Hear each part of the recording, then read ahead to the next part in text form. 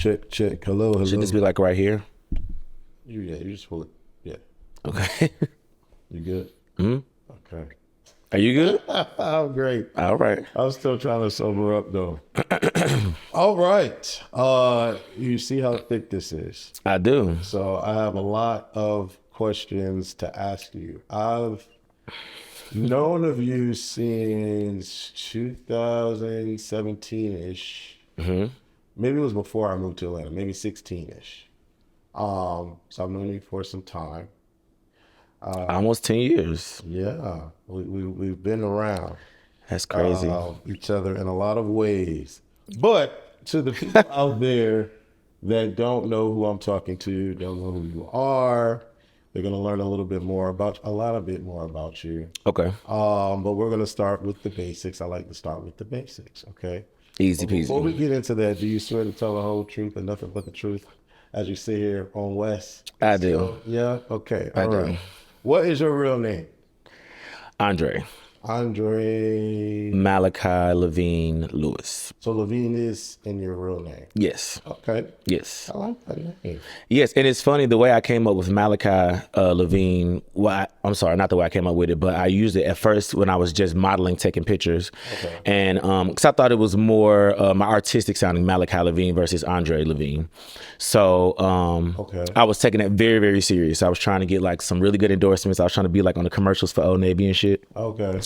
But then I stumbled into content, and then I was like, but yeah, I didn't want to get like too like popular in adult work, and then somebody Googled Malachi Lavene and they see the wrong thing, so I shortened it to Lavene for Gotcha. the fun stuff. I like Kai.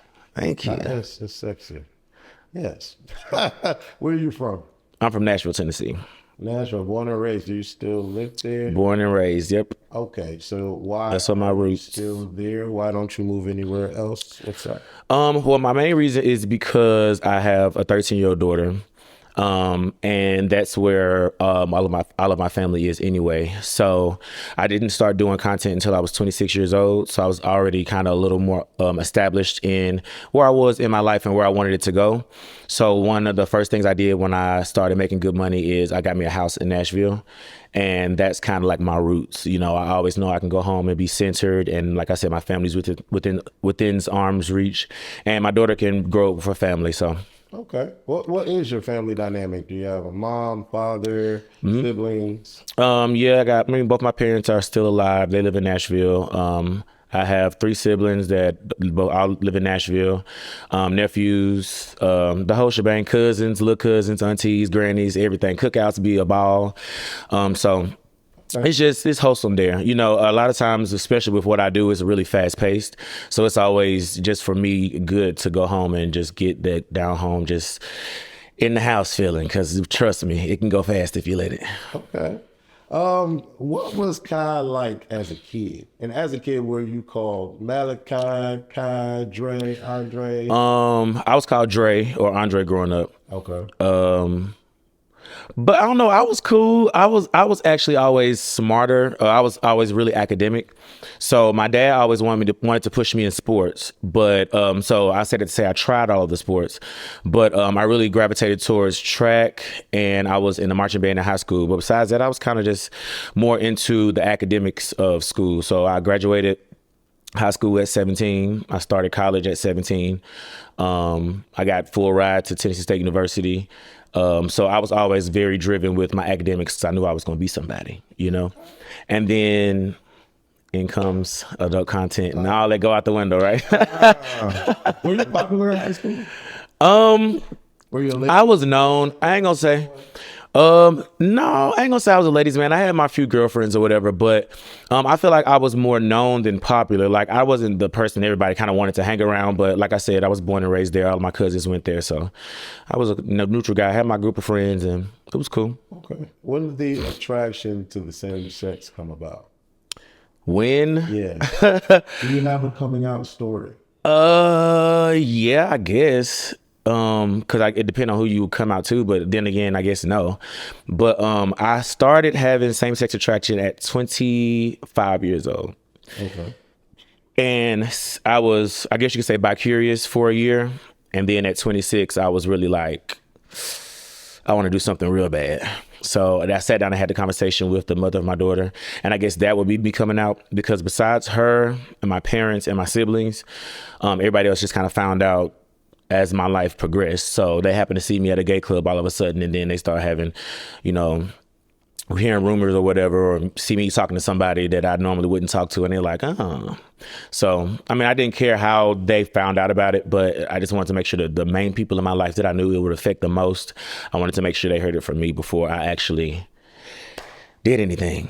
So how did that work for you? Because everybody has a particular different story with regards to them having feelings for the same sex, but you said it started at 25, 26, so that it just, you looked at somebody and was like, hold on. So I think it was a combination of a couple of things. So growing up, I always was a little more feminine. I have a lot of female cousins, so I grew up around a lot of females.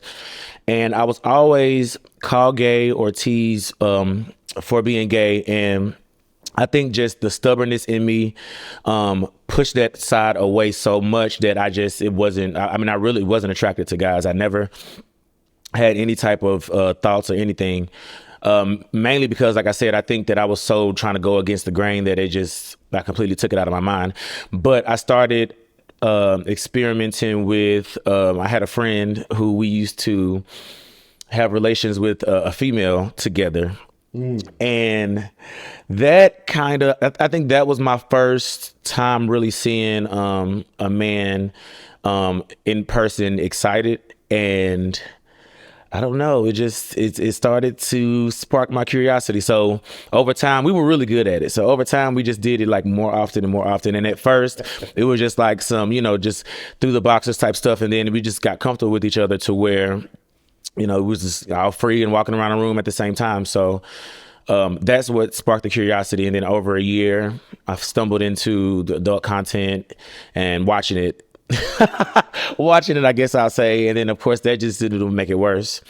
And like I said, I think that the reason I was bi-curious for a year and I didn't do anything was because at that time it was really big people getting exposed, or text messages being shown to your girlfriend and stuff like that. And I didn't want that to be the story with me and the mother of my child, because we've always had an amazing relationship. At that time, we had been together for about 8 years. Oh, wow. And our daughter was maybe 2 or 3 at the time.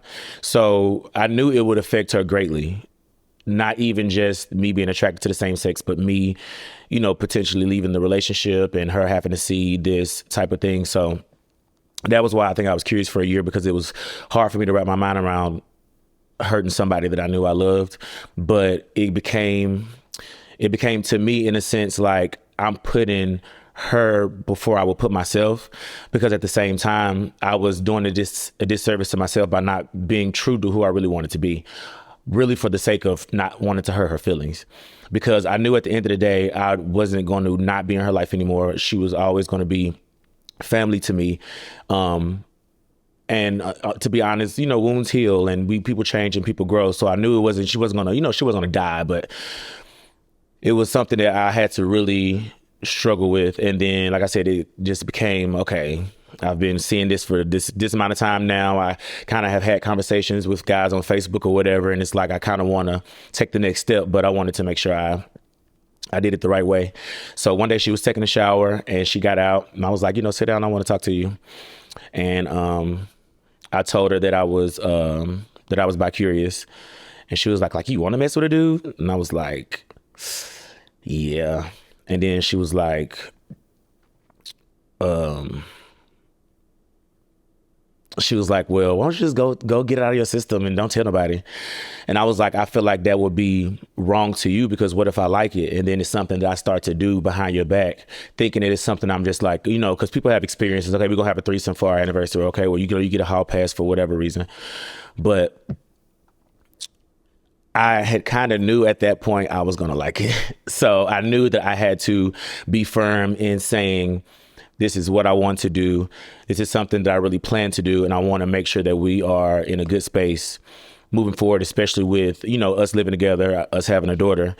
And, a lot of times because she was living with me at the time, and I know a lot of times when that happens, she would have to move with move back with her mom, and then my daughter will most likely be with her. So I let her actually keep the duplex that we had, and I moved in with my sister so that my daughter could keep her own room, and that, you know, my child's mother could still have that stability and still know that, you know, regardless, she's going to be straight. And our relationship has been great ever since. What was the age difference between you and your first same-sex relationship partner? And what did you learn from that experience? My first time? Yeah, your first relationship with the same sex. What was the age difference, and what did you learn from that experience? Oh, okay. Right. So they said relations. Okay, so my first relationship, he is 35 and I'm 36. So he's a year younger than me. Okay. He is someone that I knew of in the city, but I didn't, like I said, I didn't have really a lot of interactions with people in the LGBT community because I was, you know, if I'm around you, they're gonna start calling me gay. You know, if I watch Will and Grace, they're gonna think I'm gay. So I didn't do any. I feel like it almost made me homophobic on the low because I like almost steered clear because I didn't want any reason for anybody to speculate because I knew that I was building a relationship and a life with my daughter and my daughter's mother, and I just didn't want no problems. But like I said, I had seen him around. I actually met him at a party, and yeah, he was my type, and he understood who I was becoming because he met me really when I very first started. And I think he saw my growth and saw my potential, and he was actually like my biggest supporter, honestly. And the relationship actually was a good one, but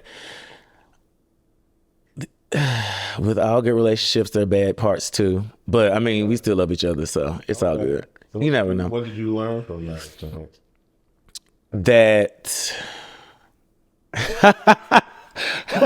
that men are just as emotional as women.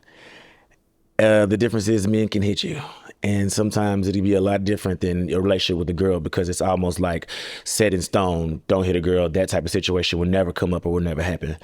But with another man, especially one that's looking at you eye to eye, and sometimes it may be alcohol involved, sometimes it may be emotions involved, and sometimes things get heated. And honestly, the way I grew up fighting my brothers and my cousins and fighting all the time anyway. So it's not nothing that's that crazy to me, which I mean, some would say is okay, some would say it isn't.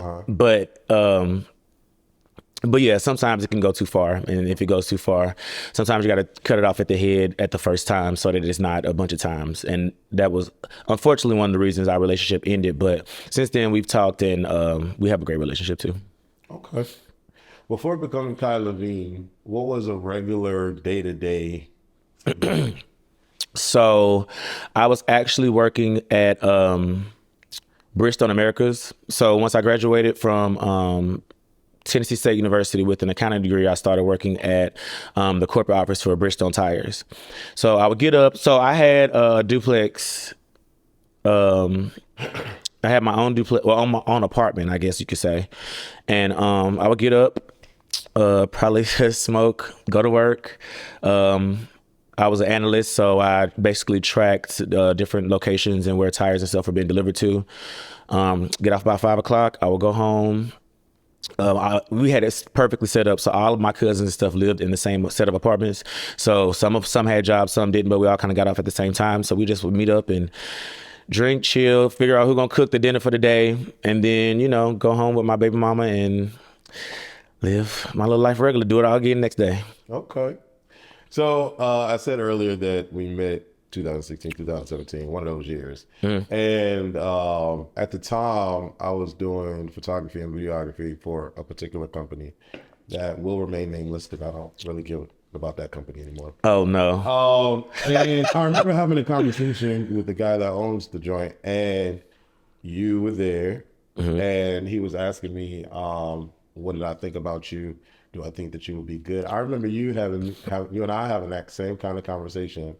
And when I think about the moment of talking to you then and where you are now, it's very interesting because I remember telling him that you and Castanero would be good for the industry. And I remember telling you because you were nervous. I can't remember who your first shoot was with. It was at the house. Oh, I'm sorry. It was at the group scene. That was my first scene. 10 of my popular peers was my first scene. Okay. I thought it was a 101. No. You sure? So y'all, you want me to say it? Say what? So y'all originally called me to work with.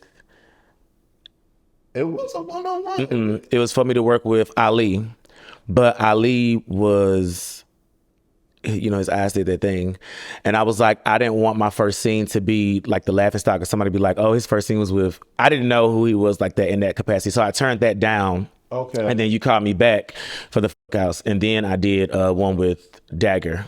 That was my third one, I think. Okay. So, but you did do one before the group situation. No. Okay. That was my first time in a professional setting ever. Okay. Thanks to you. Well, I mean, You just threw me the lines in and said, "Go ahead." because I do remember you being nervous though, and I can't remember the exact conversation, but interestingly enough, here we are. Yes. Got you into deciding to do adult work. Like what? You actually. Don't say me. That's so funny. But you got. Well, professional content was all you. 110%. I wasn't going to do professional more. No, it was not. I swear I wasn't even going to do professional content because I didn't feel like they were paid or respected enough. Because I was, at that time, I was making a good amount doing amateur content. So when you reached out to me to do my first professional scene, I'm like, they pay how much? And you was like, well, it's your first time. And I'm like, you know how much I make every month? So that's why I was like, I really want to do it. But I liked the way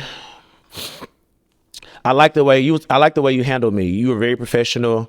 You made me understand that, because again, I was nervous. I didn't know how I was going to come off on camera. And you assured me we're not going to put you in the light that, you were going to look bad or embarrassed. We want to make ourselves look good. So of course we're going to make you look good. And it was us already being.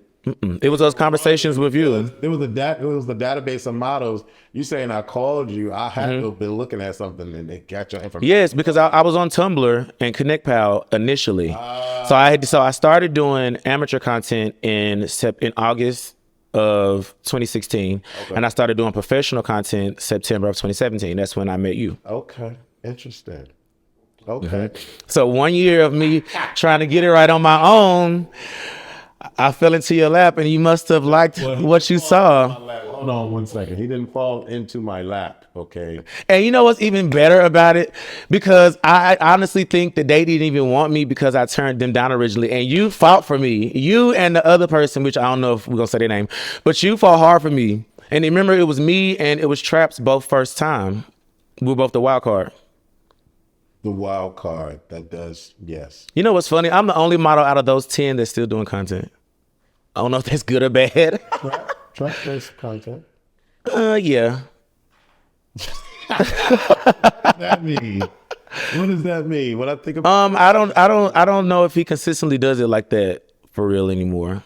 Maybe he does something every now and then, but I guess I keep seeing clips. So I don't know what consistent to him. Yeah, I just think you had a liking to me in the way that I worked and Cash. And I do feel like me and Cash had a good dynamic with what we could bring together. But I feel like, certain conversations is why one person was pushed other than somebody else, and the rest is history. Were you nervous with your first scene? Hell yeah. Why? Because with amateur content, it's a lot more lax, it's a lot more chill. You can kind of get started when you're ready, type of thing. And something about somebody else being in the room, even if it's just a cameraman, sometimes can be intimidating.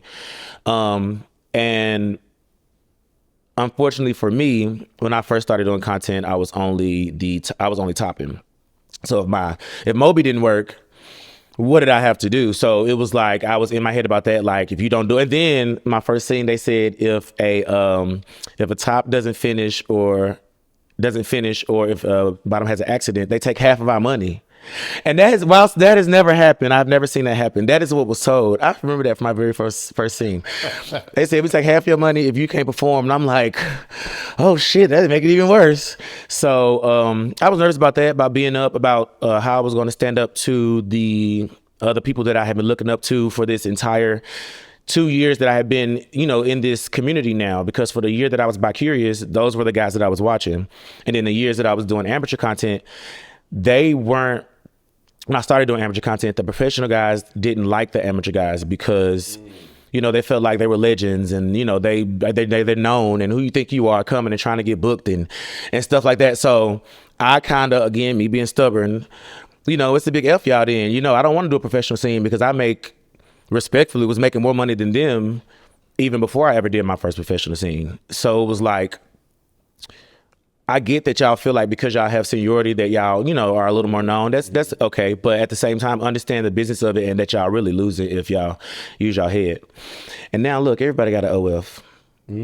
Should have listened to me sooner. In your first year of adult work, what was the first lesson that you feel that you learned and you applied moving forward in your first year? Everybody's not your friend. Even if they seem cool, just let them be cool. Don't try to make friends. Don't try to, especially with just models or people that you're going to meet 1 or 2 times, because it would get you in sticky situations sometimes. Do you still work with your first company, that company that we met and worked with? I would. So you haven't worked with them in a while? No, not in a while. Okay. Is that because, OF has become what it is, and so you don't necessarily need the studios anymore? In a sense. So again, I started doing amateur content in fall of 2016. I did my first professional content in September of 2017. So in November of 2018, I went from being an amateur content creator to a professional content creator to I was now producing. So the very project that I started in professionally, I end up producing and partnering with the company years later. So as I was becoming more popular of a model and more, savvy of a business person, I wanted to not only be a model, but be on the producing side as well. Because again, I felt like professional models weren't getting paid what they deserved. And I just knew that I had the money that I could do it. And I felt like that I could try to make a difference. And we invested $30,000 in my first producing project, and it was a big success. It was a big job, but it was something that I wanted to do as far as progressing, and I wanted to at least see.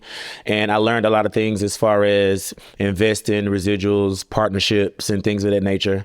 And it also made me realize very quickly that I enjoy just being the model. Just pay me to come and let me do my job, because trying to run the show and be a model and be friends with everybody and still have to be in charge it can be too much, especially if you are a hard head yourself. So. Yeah. Is there a company out there that you would like to work with that you have not worked with before?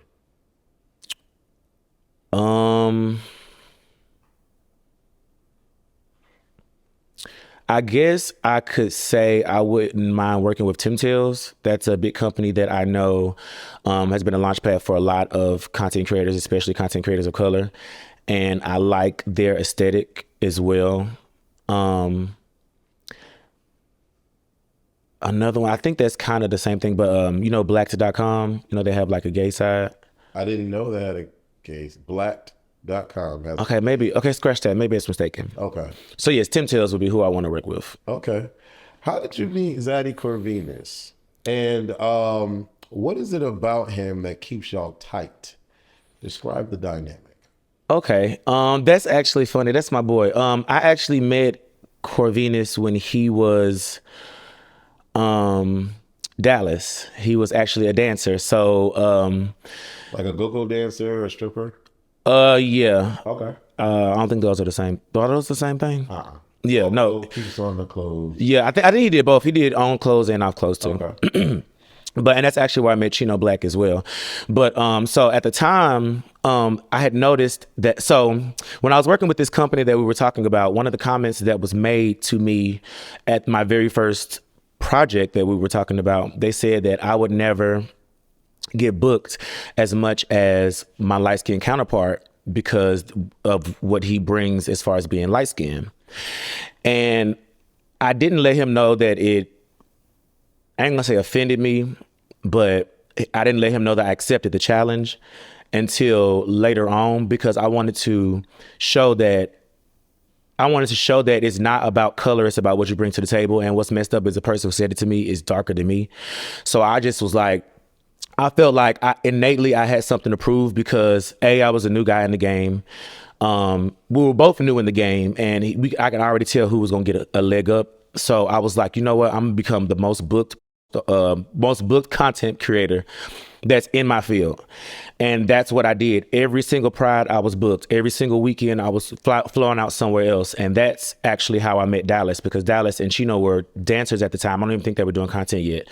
And we would often get booked at some of the same clubs, and we just formed a friendship. And like I said, I'm cool with everybody, so I built these bonds. But it was something about Corvinus's drive and the way Corvinus carries himself that I gravitated towards. Just even as a brother and out of mutual respect, I feel like he got a lot of the same comments that I did, and he. He pushed through those hurdles, and with or without the help or the leg up from some people, he has proven that he can become successful just like anybody else. And that was something I always respect from him. And that mutual respect has lasted us, I guess now, 8 years we've been friends? Yeah. Same question for Crave and Fame. So my first time meeting Fame was, we were booked together at an adult fun time party. All right. And it's funny because he was booked with one of his friends from where they both, I guess, had lived at the time. They both had lived, I want to say, in New York, and I had lived in Nashville, but the party was in Atlanta. So I'm, again, like the outsider, like, trying to just come and do my thing. And I'll never forget, he he gets into a full-fledged brawl with no clothes on the front porch. And it's like, I don't even remember what month it was, but I remember it was cold. That was so funny. I remember he was a wild child from the minute I met him. And I think what I liked about, or didn't mind about that situation, was I know that he didn't start it, but he definitely finished it. And it was kind of like, oh shit, that little boy got some scrap to him. And then over time, us being booked together, and then I actually had booked him for my and Crave. That's actually how our relationship got stronger. So when I did my producing project in Fort Lauderdale, Crave and Fame were two of the models that I decided to bring on for the project. And that's actually why I told him he needs to start OnlyFans, because it's money he needs to be getting. He was like, I don't want to do OnlyFans. I make plenty of money just doing what I'm doing. I'm like, I'm telling you, just listen to me. And I guess, next thing you know, he the money roll in. I'm like, see? So it's like over time, we've just in the businesses, we've helped each other, we've networked, and we've kind of built a brotherhood of people that have been in the industry for a while. And it's something that I've grown to cherish, because, again, one of the things I learned very soon is everybody's not your friend. People are opportunists, and not that anything is wrong with that, because I'm an opportunist if it makes sense. But everybody doesn't have your best interest at heart. And I can wholeheartedly say that those three guys, I can trust them with everything. Like, y'all are, in my mind, considered like the Fantastic Chocolate Four of the industry, right? That's what's up. When I see y'all together, it looks like it's harmony, and that's dope to see amongst brothers. Who is the funniest out of the four of y'all? Either me or Fame. Who's the horniest? Fame. Who's the most problematic and ready to fight? Me. Really? Yeah.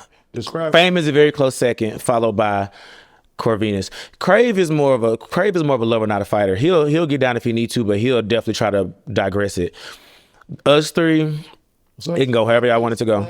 You said you picked you as the most problematic. What's the last situation you was in that could attest to that. Well, okay, so we have this conversation a lot, which is why I said that. But problematic can be two different things. It can be, verbal altercations or drama just in the industry, or physical fights. So you said both of them. So when you said physical fights, I think I would be the first one to hit somebody or the first one to pop off a fight, followed very quickly by Fame and Corvinus.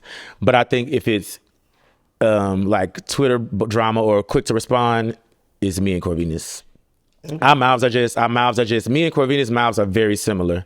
Me and Fame's temper is very similar. So I think, and that's another thing that me and Corvinus have in common. We are very funny and we're witty and we don't play because we can be funny too. And that's another thing that me and Corvinus go back and forth with. Fame is just like an Energizer bunny.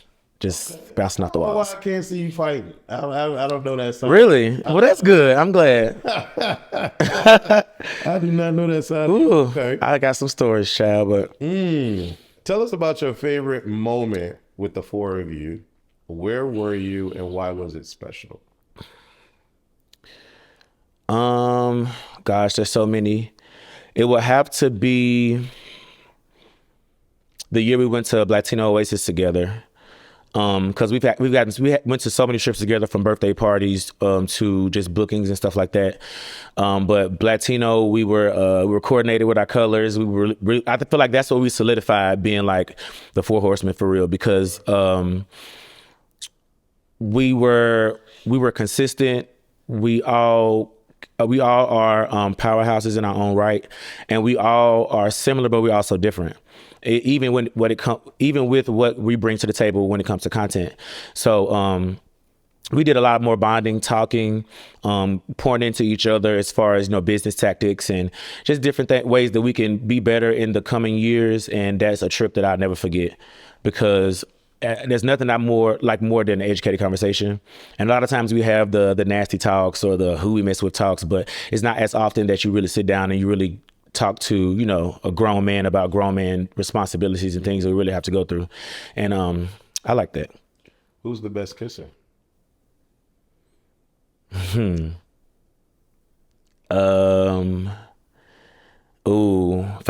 when he drunk.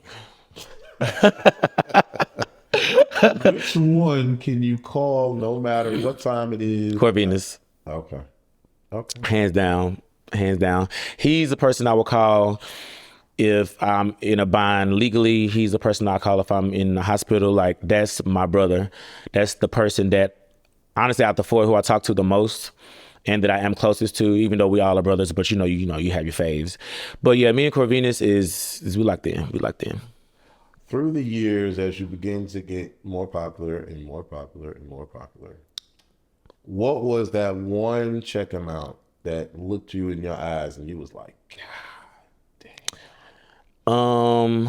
The first time I made $70K in a month, with ConnectPal, OnlyFans, and JustFans combined, is when I said, oh, okay, I might be onto something.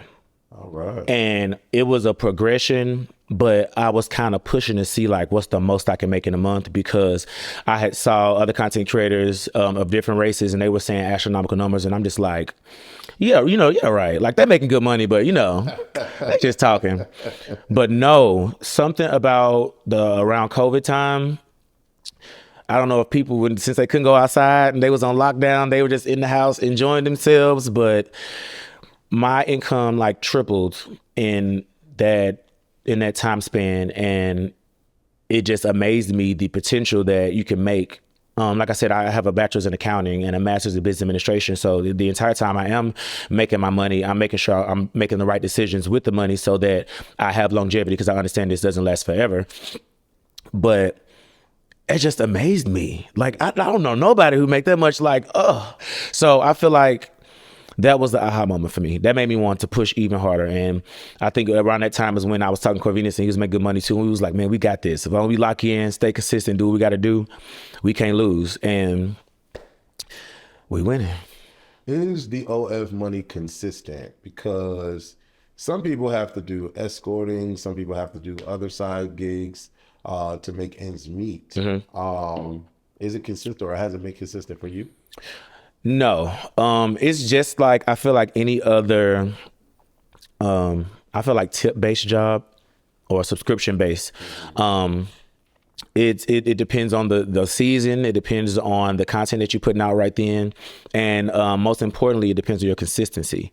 I feel like that my income has stayed at a big amount or a good amount, because I have, in this almost 10 years that I've been doing this, I've remained consistent in some type of way. I've started off amateur. A year later, I did professional. A year later, I was producing. Then I started doing the Playboy cabin trips, and then getting hostings and bookings, on top of still consistently putting out content on almost every 3 or 4 day basis. Just staying in their face and also having quality content has just kept me, and I enjoy what I do, so it's easy. What are your thoughts about people that escort? And have you had to escort in this business since you've been in this business? I say get your money. Okay. But it's funny because when I first started doing content, amateur and professional, I had like a big rule that I wasn't going to do that, because I was an outsider looking in, being the stereotypical assumption of what an escort does or will have to go through or would have to. So I had always said I wasn't going to do it. And it's funny, it was one of those conversations with one of my bros that was like, you got to understand, you still getting paid for sex. It's just you getting paid for people to view it. But, you can make just as much as you make in a month escorting as you do. It can match your OnlyFans. You can make your money bump heads. And I was like, again, I'm an opportunist. So once I realized that it was that much money in that as well, that's something that I started dabbling in a little bit, yeah.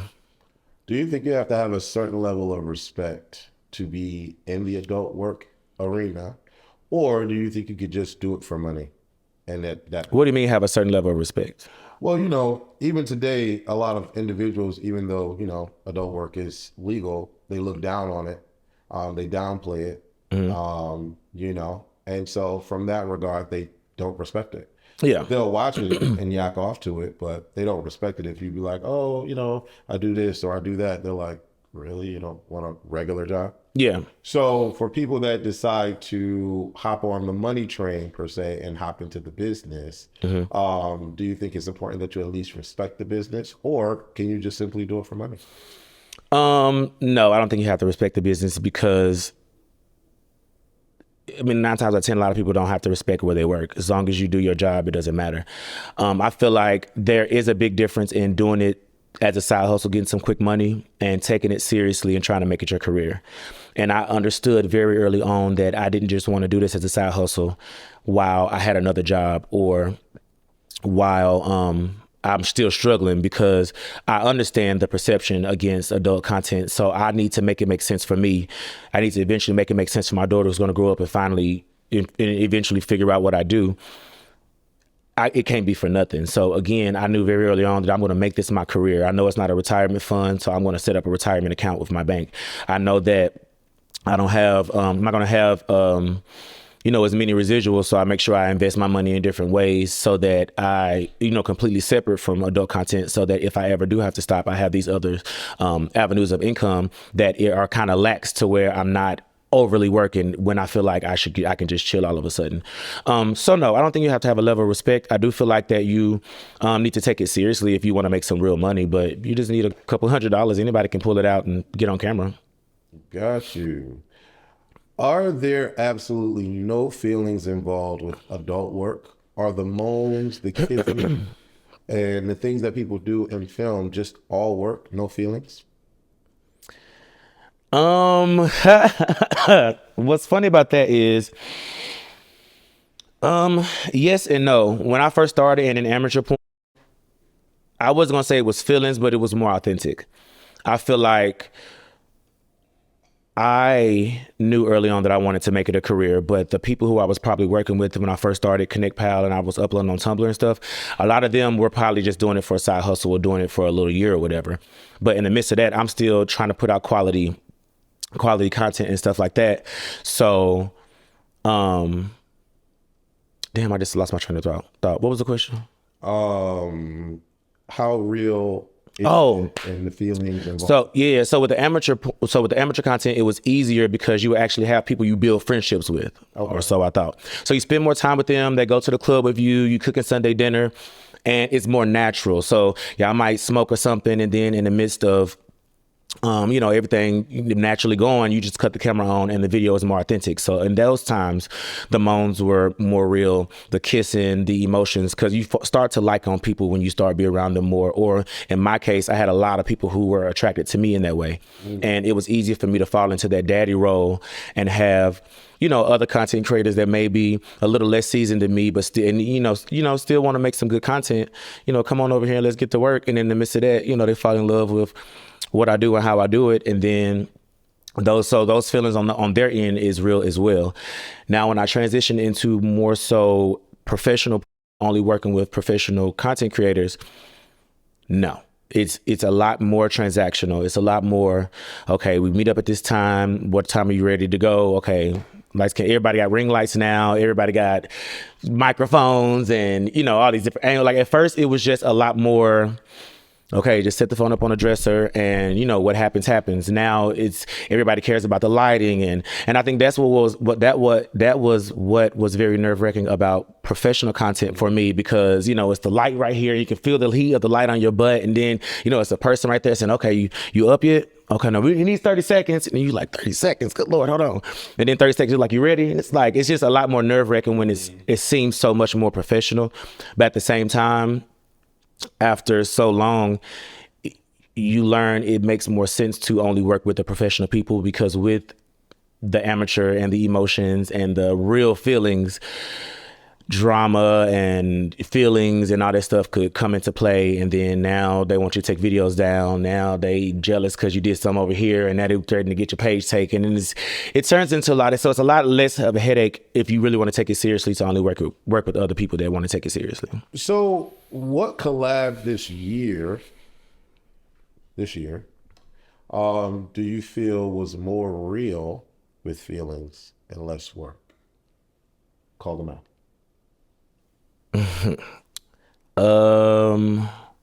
Wait, hold on. Let me do some research real quick. Let's see.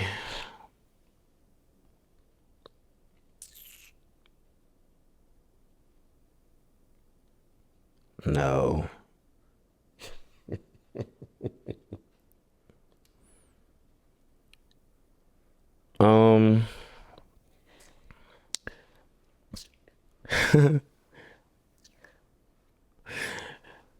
Hold on. Okay, so I'm gonna be honest, because I have to be. I'm gonna say Savage Momo.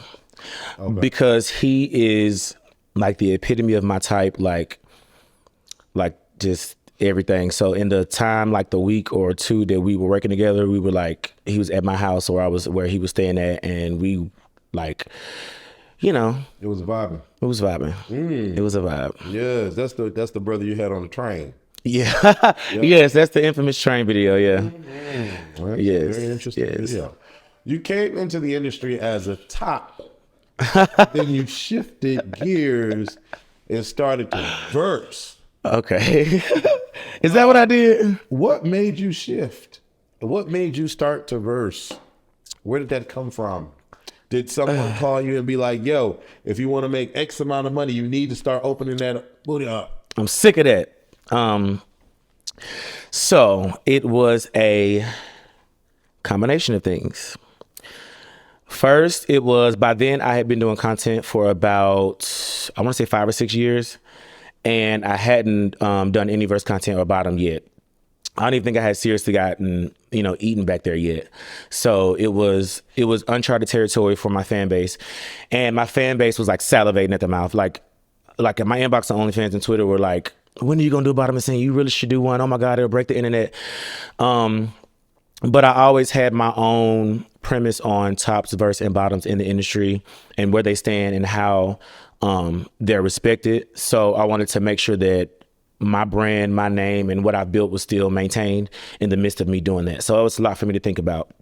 But I understood that I've been in the industry for a while, and I had made about the same amount for probably about 6 months. It wasn't going up anymore every month. And I was like, maybe this was the ceiling for the topic era for right now. Let me kind of venture into something else. So I'm having a conversation with my little cousin. And this mother takes my phone and tweets a tweet and says, who should I do my first bottoming scene with? So he tweeted it without me knowing. And I went to the bathroom. He did the tweet. He set the phone back down. I come back. I noticed my phone is like going crazy, right? So I'm like, he just like smirking and laughing. I'm like, what the hell is going on with Twitter? So I'm opening it, and it had been on there. By the time I had noticed it to open my phone, it was already posted for 23 minutes. So it was too late. Like, half of the industry had already inboxed me saying they wanted to be the first collab. They wanted to be the first collab. All of the fans was like, oh my God, it's happening. Who is it going to be? And literally every big name in the industry was in my inbox. And it was almost kind of flattering. You know what I'm saying? Like, oh, y'all like me. But again, at that time, keep in mind, I didn't start messing with guys till I was 26, got right into content. So all I did was top. I think I may have had one time where I tried once with my ex, but I don't think that count. So I hadn't cleaned out. I hadn't tried anything. I hadn't used any toys. I hadn't done any fingers. I hadn't done anything. Oh, wow. So I was literally going for work. Oh, hey. So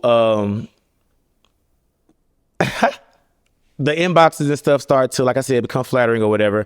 So I started to wrap my head around the idea of possibly doing it for real, since I was realistically thinking about it. But this is a way for me to say, okay, well, this is what they would think if I did. Of course, I was assuming a whole bunch of, oh, he's a bottom, I knew it, blah, blah, all this stuff. But surprisingly, it was 98% good feedback. Okay. So I think that at the time, people had understood, because there was already a shift and transition from professional stars being the main focus and main thing that people see, to more people are realizing and noticing amateur content creators, and they're becoming just as popular as the professionals, followers on social media wise, income wise, and even just notoriety.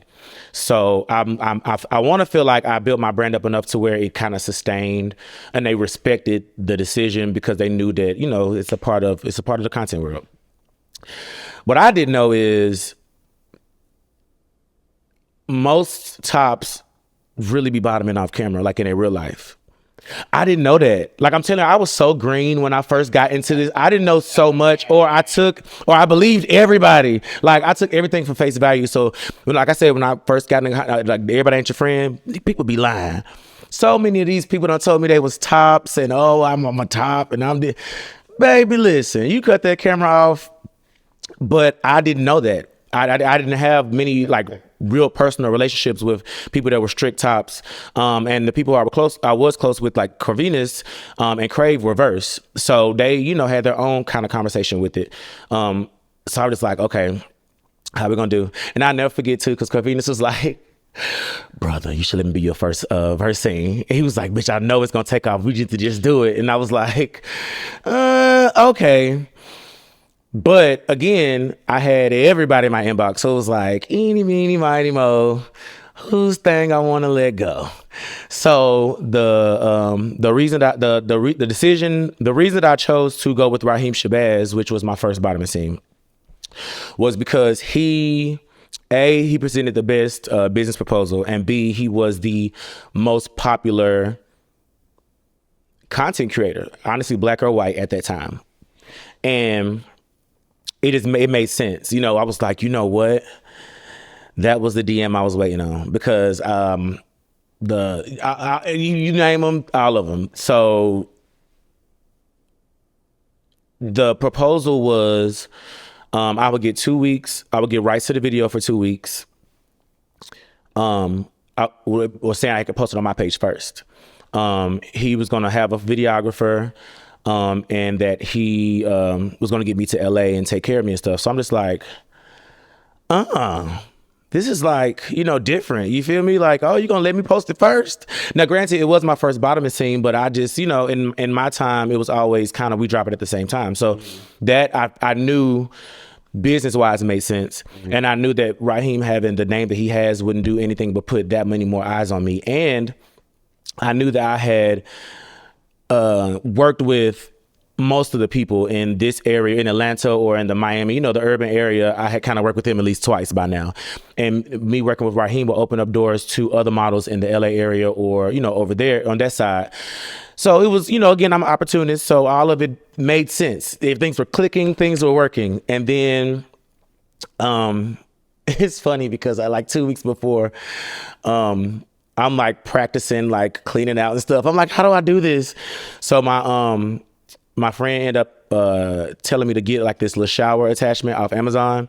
So I got that. So I'm practicing with the shower attachment, right? So I'm every couple of days, I'm like, okay, I'm just going to, clean out and see. And then I was going to practice with a little toy just to, I guess, I don't know, open it up. I don't know what I thought I was going to do.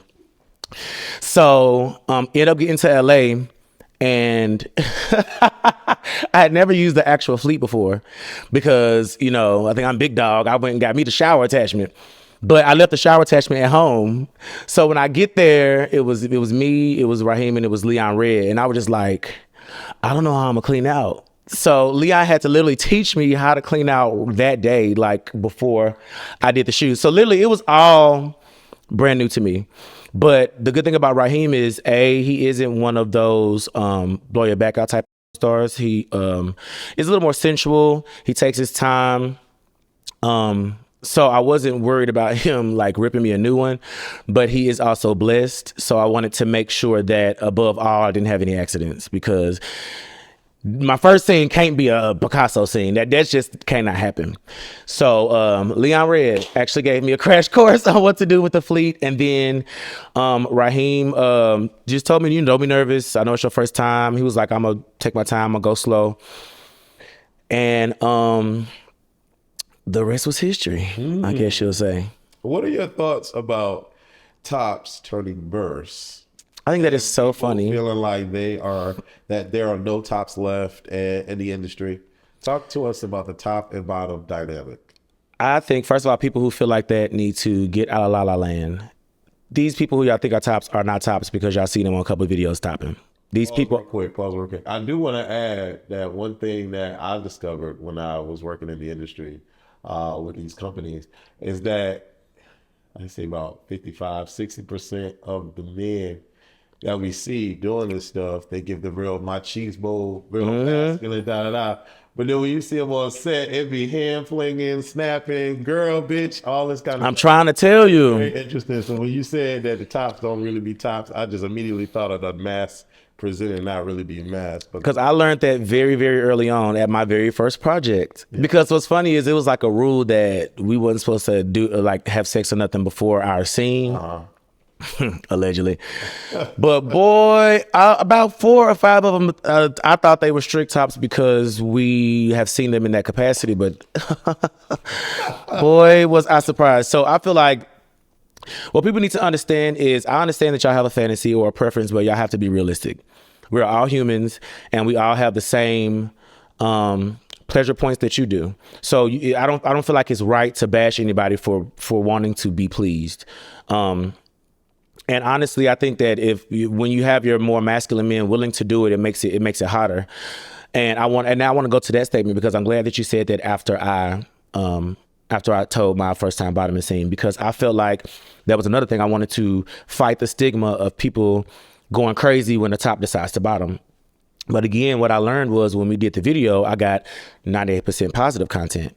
And what's crazy is I hate to say I feel like I was a pioneer in that era, but I feel like them seeing the good feedback that I received, so many people started doing the same thing. Knight did it immediately after. Raheem did it soon after. Crave was more topping more, but he started being verse as well. And the list, goes on. And then, not that there's anything wrong with it, but I feel like that kind of opened the door for top presenting people to feel comfortable being themselves. Because I've had so many tops that when we cut the camera off or when we at the house and they like, I'm tired of playing top. You feel me? I want something else. And I'm like, well, I got you. But at the same time, in your head, it's like you feel like you're getting something forbidden because you don't think that he ever would give that up. So I think that's what I feel like there's a draw to it, but then you ridicule it. Like, do you like it or do you not? And then my thing is, I don't know. It's something sexy about a man being a man, taking a man. Shit. At one point there on social media, there was this thing about there only being 4 tops left.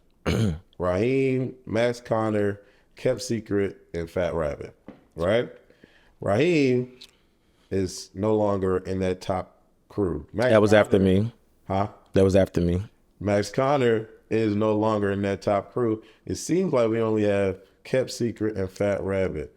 Do you think that Fat Rabbit and Kept Secret need to give up the cakes? If not, I mean, what do you think about that? Do I think it's time they need to? I ain't gonna say that because everybody go at their own pace. But specifically Fat Rabbit, that man got a nice butt. And I just would love to see something. I don't know how that will go with him not really showing his face like that, because I feel like it's harder to, I feel like we know him from, you know, certain body parts. So if that's taken away, how are we still going to get the whole aesthetic if you don't show your face? I think it's possible because the angles that he gets now, when you just see nothing but the cake, and sheesh. But you know what? I don't know if, and this is just me being honest, I don't know if I just see him from behind if I know it's him. Okay. I would have to, it would be because I know him personally that I would know, but I don't feel like I would know just from behind. But yeah, he should do it. He should do it. He should do it. Yeah. Yeah. That'd be a fat. That'd be a great. You know who else I feel like should do it already? Who? Yardi Style. I'm not sure if he has or not yet, but he definitely has the assets to make that happen. Yes, I agree. You know, That thing is that's another one that I feel like has a pretty. Ooh, another one is Mars. I don't know if he's bottomed on camera or not yet, but he's another one with a very nice ass that we haven't seen I'm not sure who that is. in action yet. Okay. Ooh, I gotta show you Mars. Oh yeah, you do. You'll love him. Yes, that's a good man. What does do for you, friend? What Absolutely does it do for nothing. you? Absolutely nothing. It's just a work thing. Yes, I'm not. I don't really enjoy bottoming. If I'm being honest, I don't. And again, I think maybe the reason I feel like this is because when I first started having same-sex interactions, I literally got categorized into a daddy role from jump because of who I became, and you know, he got the beard and he be, you know, everybody. So I just fell into being daddy. I was never, I don't know, I was never courted. Nobody ever wanted to fuck me for real. Everybody just wanted me to fuck them, and that was cool with me because I never had a feeling back there to where I wanted anybody to do anything for real. I ain't never even really want my ass ate like that. But I understood business and I understood how much I made out that Raheem video. And I said, now hold on now. But after that, I said I was going to do a bottom scene once, a verse scene once a year, because I did want to give my fans what they want. But at the same time, I knew it wasn't something that I was really into. And I think the reason that I never really took it off camera or in my personal life was, again, because I've always been daddy. So anybody who I've messed with has kind of always been like a twink, or, you know, somebody I wouldn't really want to do that. And the ones that I did take when I did decide to bottom, I mean, your first time being Raheem, and then after that it's Fat Rabbit Killer, and then after that it's Jay Knight. So it's like I'm taking some pretty, you know, big body parts, and it wasn't always as enjoyable as bottoms make it seem. Yeah, that Fat Rabbit joint, I was like, oh, he looking pain. And I think that one of the reasons why I was kind of okay with going ahead and doing the bottom scene was because I've had so many times where I've been working with somebody and they'd be like, oh my God, it feels so good. Oh my God. And I just be like, I want to know what that feel like. What did it feel like back there? Because I know they say it hurts. So what point do you get to where you get to that point? So I feel like I'm kind of even still on a journey to find that feeling. I've definitely had experiences where they weren't killing me, and I could take it, but I don't know that it's ever been a time where I've been like, ooh, I gotta call him back tomorrow because I need some more. You know, I don't think it's ever been like that. But I mean, I respect it for what it is, but yeah, I don't never have that itch that I need scratched, if I'm being honest. Where do you get your thick skin from? Or I'm assuming that you have thick skin to be in this industry because I'm sure you see the positive and the negative comments, but where does that come from for you to be like, I don't care, I'm making money, I'm still doing it? I just think I just have to attribute a lot of a lot of the things that go well for me to me being stubborn, if I'm being honest. Like, can't nobody tell me nothing about myself.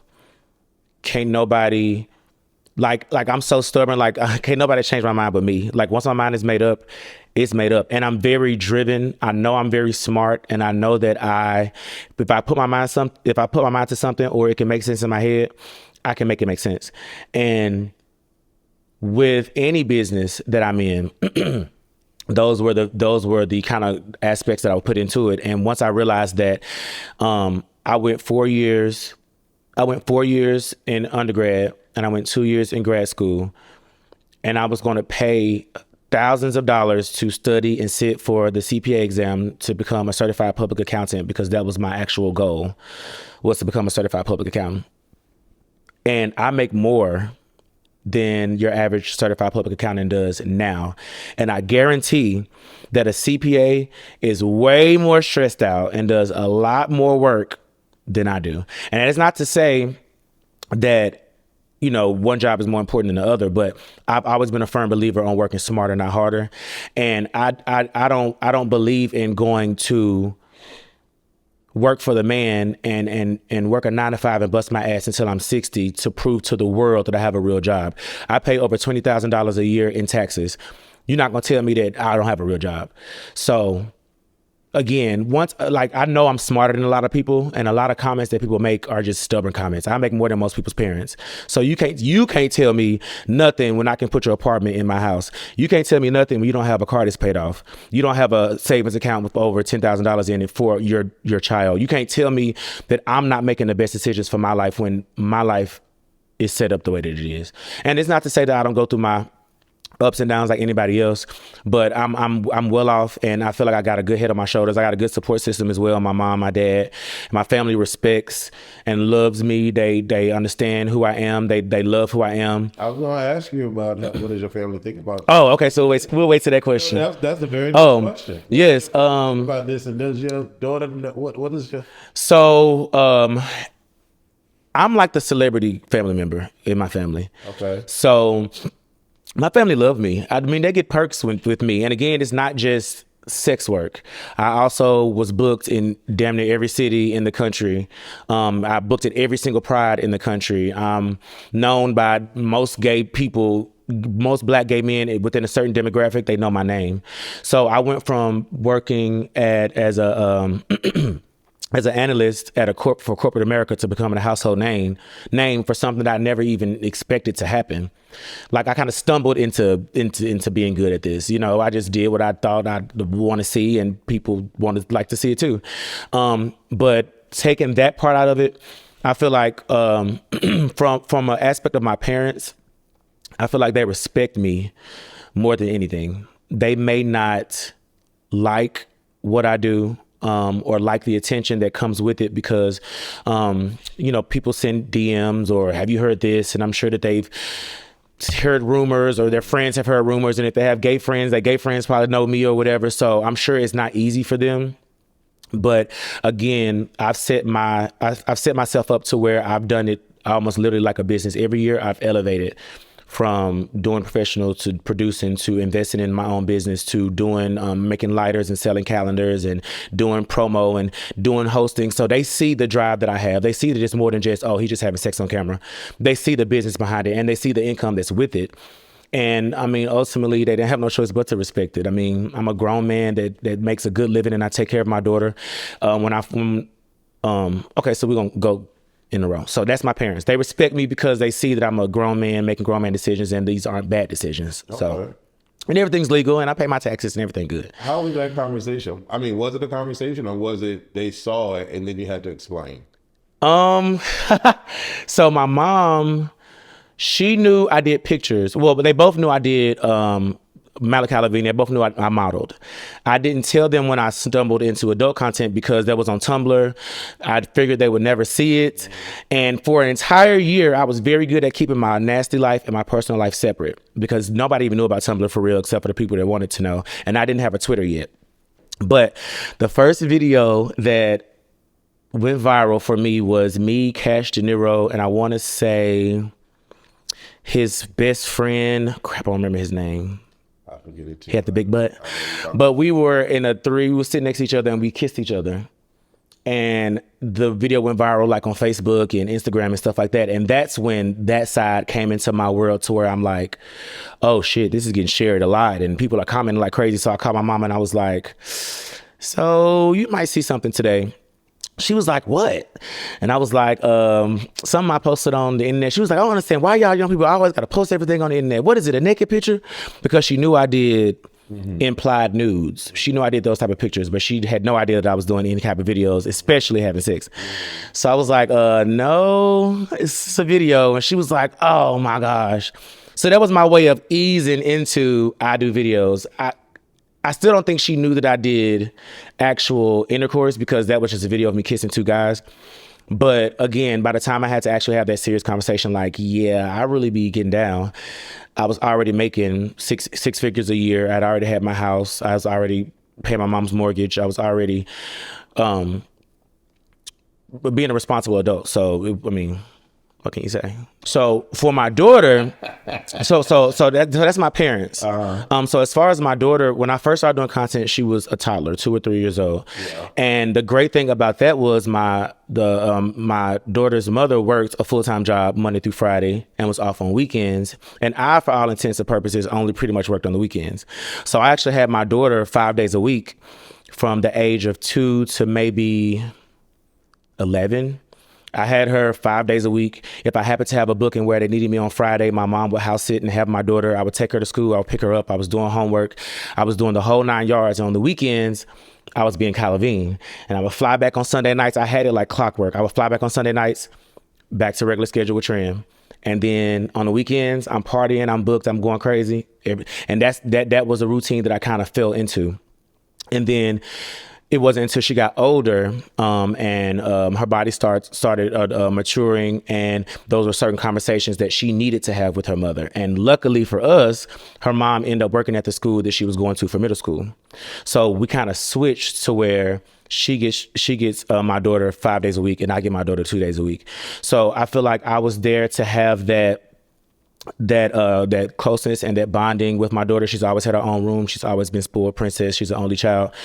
And I've had it to provide for her. So I feel like when it comes to my daughter, she has always seen me. I've always been present, even though I've always been so present in this other life as well.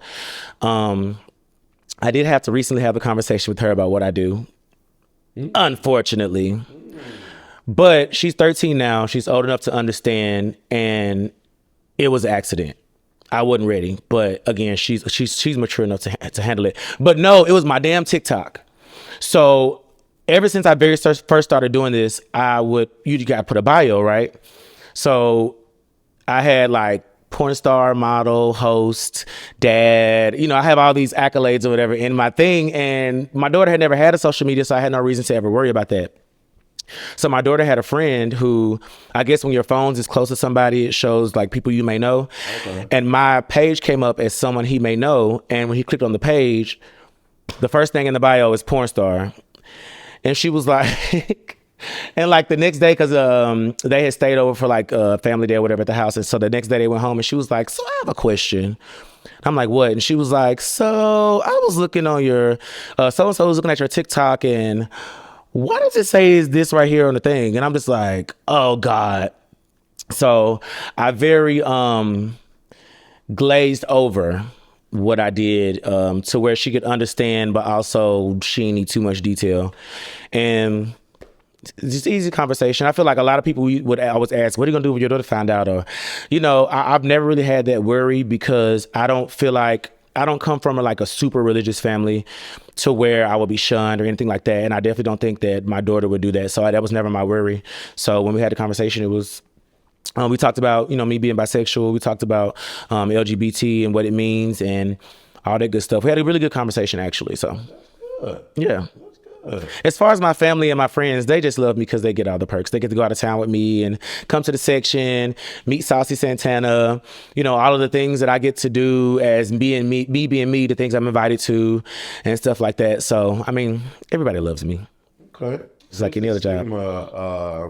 That surrounds adult workers, where people think that everyone's positive. People think that everyone's carrying something. People think that people are moving however they want to move, and they just don't care. What are your thoughts about that stigma, or the thoughts of the general population, and how are you safe in working in this business? Yes. So funny, when I very first started doing content, I had just started messing with guys. So I had to me, I would say the general ignorant perception of gay men and gay sex and what comes with that. Also, I was born in '88, so I was kind of in the era when the AIDS epidemic was really bad. For me, my only thought of it was you catch HIV, and then a week later you catch AIDS, and then you get really skinny and you die. So when I first started doing amateur, I used condoms on every video. I had heard of PrEP, but I was a little skeptical because I thought if there was a way to prevent it, why would it be so many people dying from it? So I was like, it might be a way the government trying to kill the gays or something. Like, why they all of a sudden got a magic pill? So for that whole year of me doing amateur, put PrEP on the back burner, and I only had did videos with condoms. It wasn't until I first started doing professional porn when I was talking to the guy that's over the company, and I was like, everything sounds good, the pay sounds good, but I wear condoms in my videos, right? And he was like, well, you can't wear a condom in the video because it's in the name. We don't use protection. And I was like, oh, and I want to say you are the person that recommended PrEP to me. And he was like, and I was like, no. I was like, no, because people say that they're negative, and I and I wear condoms, and you was like, no. Because again, I was naive. So if somebody told me they was a top, I believed them. If somebody told me they was negative, I believed them. If somebody told me, I just took them for what they said. And you looked in my face and you was like, you need to get on PrEP. He was like, a lot of the people that will tell you that they are negative are not being honest, and you need to protect yourself. And I would never forget, because that was like the meeting that we did before we actually did the shoot. And I went home, I talked to my doctor, I told her what I did. Me and my doctor have had a best relationship from that day, because I told her from jump, this is what I'm going to start doing. I know what I'm going to be doing on a regular basis, and I want to make sure this is the best, thing for me. And she kind of explained it, and the way that it kind of made sense for me was kind of like birth control. So you take birth control so that your hormone levels is too high for you to get pregnant if you're exposed to a pregnancy situation, the same way that PrEP puts the medicine in your system so that if you're ever exposed, it instantly fights it off. I was skeptical at first, but I've never had any issues with with taking the medicine or my kidneys, my stomach, anything like that. And after 8-9 years, I still can, right hand of God, test negative for HIV. So I say that to say PrEP works. If you are thinking about it, male, female, straight, gay, if you're thinking about it, it's so super important, because just like I had to learn from that conversation with you, there are a lot of people that will tell you they're negative and they will be lying to your face. So what made it important to me was I can't worry about nobody else. I can only worry about myself. And I really have to attribute that to you, because I was so secure in the fact that I took care of myself, that the fact that somebody could be lying to me mattered less than it would if, which is a regular situation, because I knew that I'm responsible enough to take my PrEP every single day. I know that I'm responsible enough to, if the situation gets messy or something I feel like I need to go get checked out, I go to the doctor. Me and my doctor have conversations. So I knew that I was going to be good. I did put my faith in PrEP, because we didn't know if it was going to work, especially with somebody who works as much as me. But it do work. So. All right. I say that. Take care of yourself, and you ain't got to worry about everybody else. How does one find love doing this line of work? Do you feel like you have to only, or could only date people that do the same work as you? I feel like if it's not somebody in the same field, they have to be extremely open-minded, because it's very, very rare that it's just as black and white as you're just doing a video and that's it. There's so many times where there's still relations after the camera goes off. There's still times where people want to film again, or your partner may not like them, or you in a city and you decide to make some money, so you escort your partner may not be okay with that. So I feel like y'all being equally yoked is most important. Not to say that you need a relationship at all or need to be in love at all, because love can come in different forms. I don't feel like you have to have a partner to be happy, but I feel like a lot of people feel like they do. And I feel like for that reason, a lot of people are in relationships for the sake of saying they're in a relationship, going through things that they shouldn't or wouldn't normally go through for the sake of being in a relationship. So I say that to say, if you're going to be in an industry like mine and take it seriously, or try to take a relationship seriously, you have to understand that a lot is going to come with it, from health stuff to rumors and drama to jealousy and all kind of things. So yes, it is better for them to be in the same field as you, but I've seen that crash and burn too. So it all becomes about the maturity level of the people involved and how long y'all willing to deal with each other. You were in a very toxic public relationship. Oh gosh, I need a refill.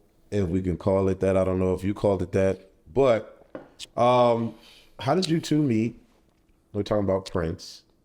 How did you two meet, and who asked who out first? So for about 3 months, a couple years ago, I decided to move to Atlanta for the summer because, again, I had always been like in Nashville for so long. I wanted to live somewhere else. Finally, I made enough money and stuff. I wanted to move somewhere else, so I moved to Atlanta for the summer. And I went to this club called The Loft, and I knew two of his friends from, I knew one from a project that we've done together because he does content as well. And I knew of the other guy because I had known him and met him and stuff in passing and stuff. But I didn't know Prince. And, Prince was my type, light skinned, twink, skinny. And I don't remember who started. I want to say I told him to come here, and me and him kind of started talking, and that's how we met. And then one of his friends who was telling me that he started doing content. He wanted to kind of get his videos out there, and he wanted to do some videos. So that was how we initially started, I guess, linking up or coming over, was because he wanted his content to do better. Okay.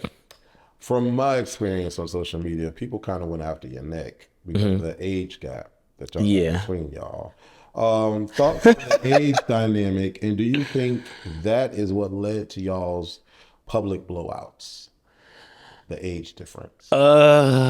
Yes, because maturity comes with age, and I feel like we weren't on the same level in a lot of places, and understandably. So I think that's why realistically I just had to make the decision that it's just not going to work as far as a serious relationship right now, because we're just not in the same place. But that never was supposed to happen, and that was supposed to happen. So my thing is, I've always been the type that wants to help, wants to put people on, wants to see everybody win. And again, me understanding that I am somebody who has done content for a while, and I'm a big name, I know that if somebody was to work with me, a lot more eyes will be on them. They will make some money, and it'll be a good thing. I also understand that I can't just work with the same people forever. So the same way they're getting something from working with me, I'm gaining something from working with them, as far as a new face, somebody willing to show their face, somebody that actually performs well, so when we did the first video, it went well. A lot of people, liked it and stuff like that. And he had went back home. I think he was there for the weekend. So he was coming down for his birthday, and those same two friends had kind of shunned him for his birthday. Okay. So he had flew down to Atlanta. And we had all kept in touch because, maybe we can do another video another time we see each other, whatever. So we kept in touch. And we had planned on kind of linking up and partying for his birthday because we're all going to celebrate his birthday with him. But I guess him and his friends got into an argument or something like the day before. And long story short, he ended up stranded at the airport. Now, me being somebody that he had just met, who he felt comfortable with, and we kind of was talking as far as still working together, I was like, man, you know, it's your birthday. Come, I'll take you out. Just come to the house. Not even thinking that it would snowball into anything. Me just like, okay, I can entertain him for the weekend. It's his birthday. No harm, no foul. This turned into, I feel like I have Captain Save-A-Ho complex, because I feel like if I can help in a way that's not overly detrimental to myself, I want to try to help, because especially if it's not hard. Like it's nothing for me to make a call and help somebody or something in that nature. So when we get down there, I'm starting to get all these stories on, like, you know, he's 21 and he just came out when he was 19, and his family, you know, disowned him, and he built another family with the friends that I met him with, and now they've disowned him, and he's all by himself, and he's just trying to make his way.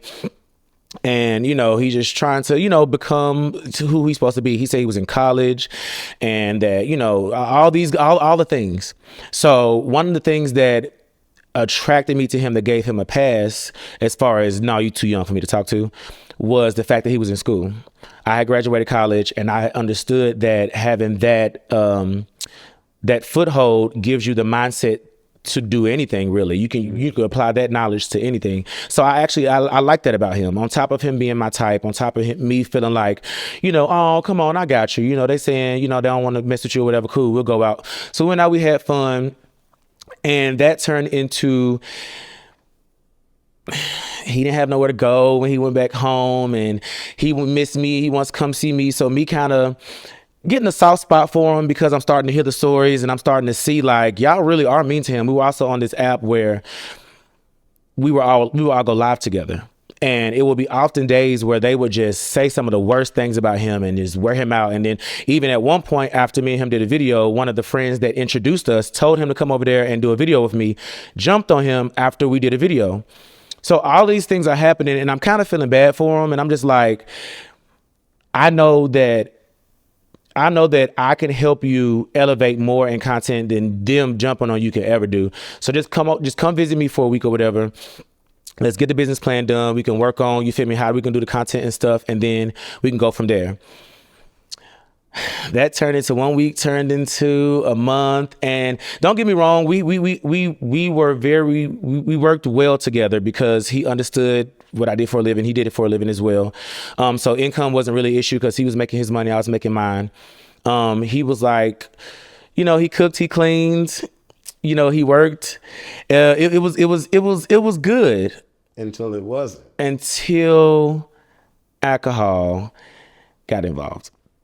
And that was something that we had got accustomed to, because again, this app that we're on, we getting drunk all night, we yelling at each other, or we yelling at people on the app, and it's all fun until something happens where it's something that you don't like or something that you don't agree with. And I feel like, because the person that I met when I first met Prince and the person that he became was two different people. And I'm not saying that you shouldn't change or you shouldn't grow, but I feel like that app specifically almost made you feel like you have to talk shit. You have to respond to people in a disrespectful or negative way. You have to be able to read somebody if they say something to you. And I feel like over time that just got worse and worse and worse, on top of him having certain friends in his corner that were a lot more aggressive as far as like fighters. So like Prince's first fight was when his friend jumped on him for messing with me.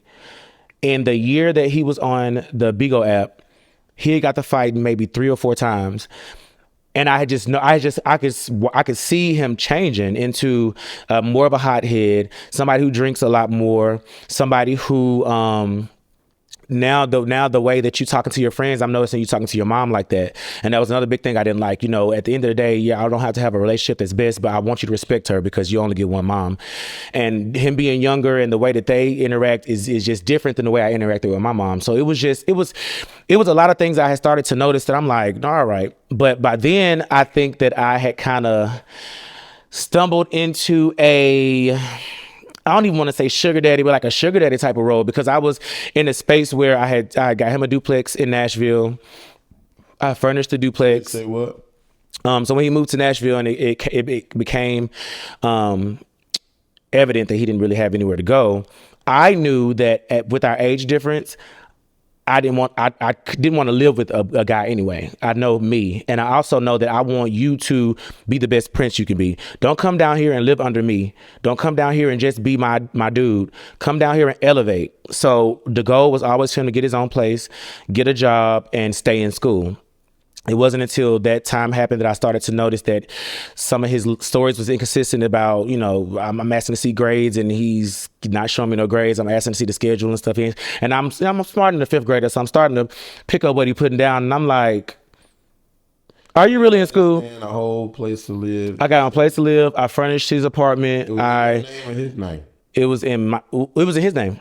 Because I wanted him to, again, I wanted the best for him. I wanted him to have his own place and not have to feel like I have to deal with my family and me just because they're my family. I have to deal with these people badgering me or talking crazy to me when you can stand on your own 2 feet. I can show you how to do it. All you have to, you know what I'm saying? So that was my initial mindset of it. And again, we still not even on a relationship aspect at all. It wasn't until the first day that maybe a week later after the whole duplex was ready and fully furnished. And I'm like, all right, now when you gonna go to the duplex, we done did all this stuff. And he was like, well, I don't really feel comfortable living by myself. So after I've done all of this, calling in favors with landlords, all these people that I know that need a place to stay, but I'm calling favors and, it was like, bro, so that's when I had realized that I think in his head, regardless of what I said, he was thinking we were in a relationship. And no matter how many times I said, well, no, it's not really, it's a situationship. We got a bond or whatever, but I don't want to say we go together because I know I'm not there. That didn't matter because all of the actions said otherwise. And that's something that I had to learn over time, because I can say one thing, but if you turn around and doing something different, people are going to live in their delusion as long as it makes them happy.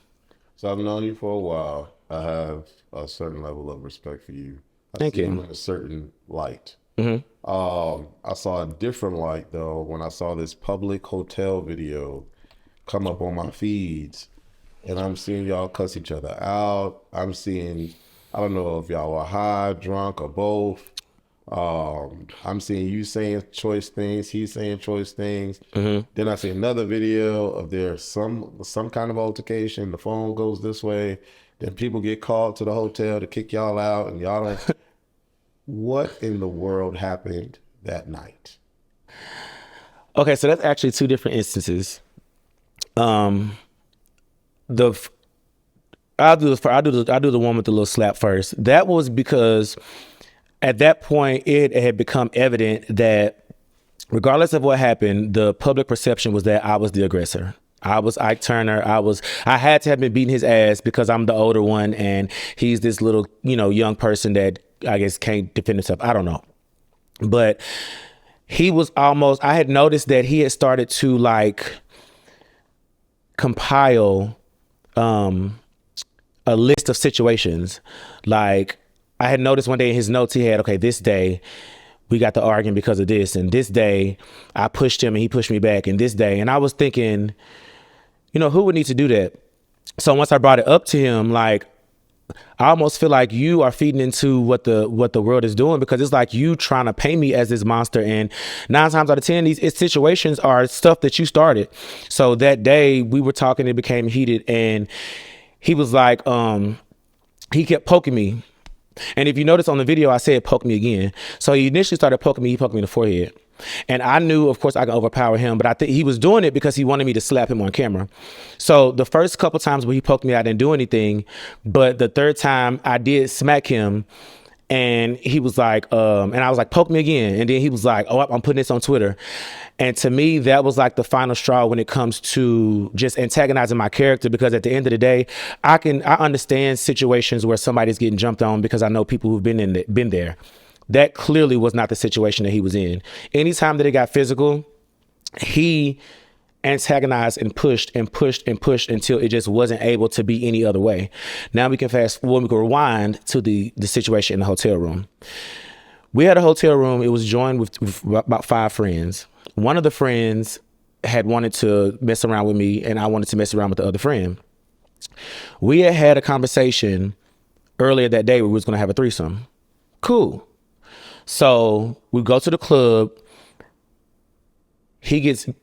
We go to the club, he gets drunk, and then he says, okay, hey, I don't want to have a threesome no more. Let it just be us tonight.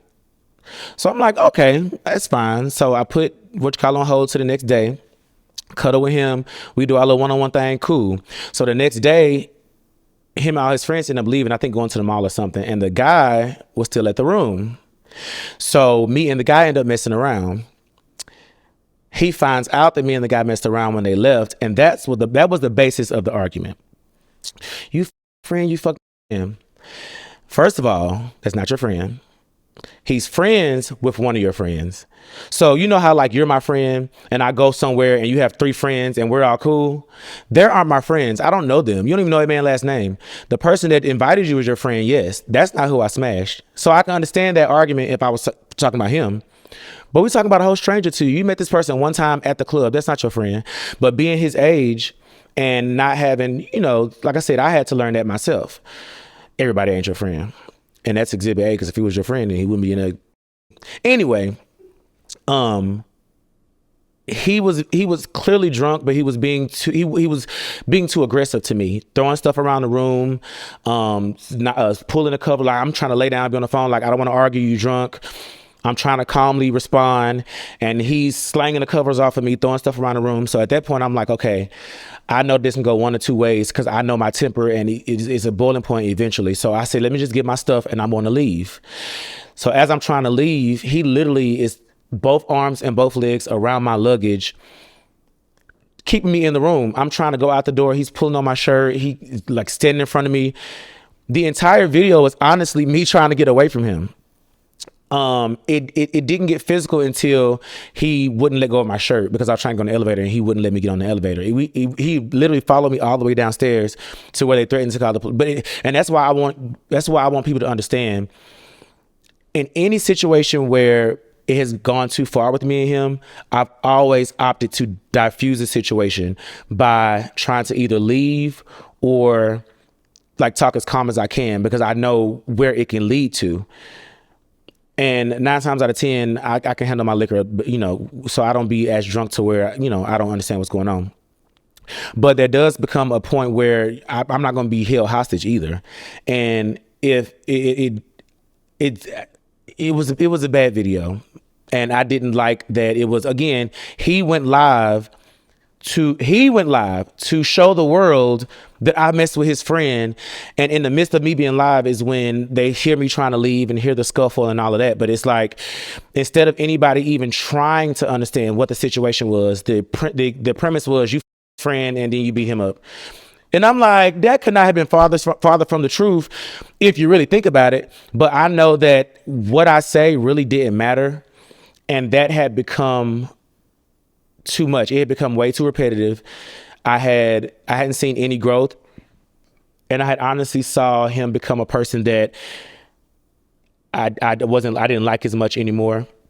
I started to notice just like manipulative stuff, how it'd be stories to his mom and then stories to me and then stories to his friends and just stuff like that. So I just decided to remove myself from the situation, because I know the type of person I am, and I know that I'm not the person that they painted me to be.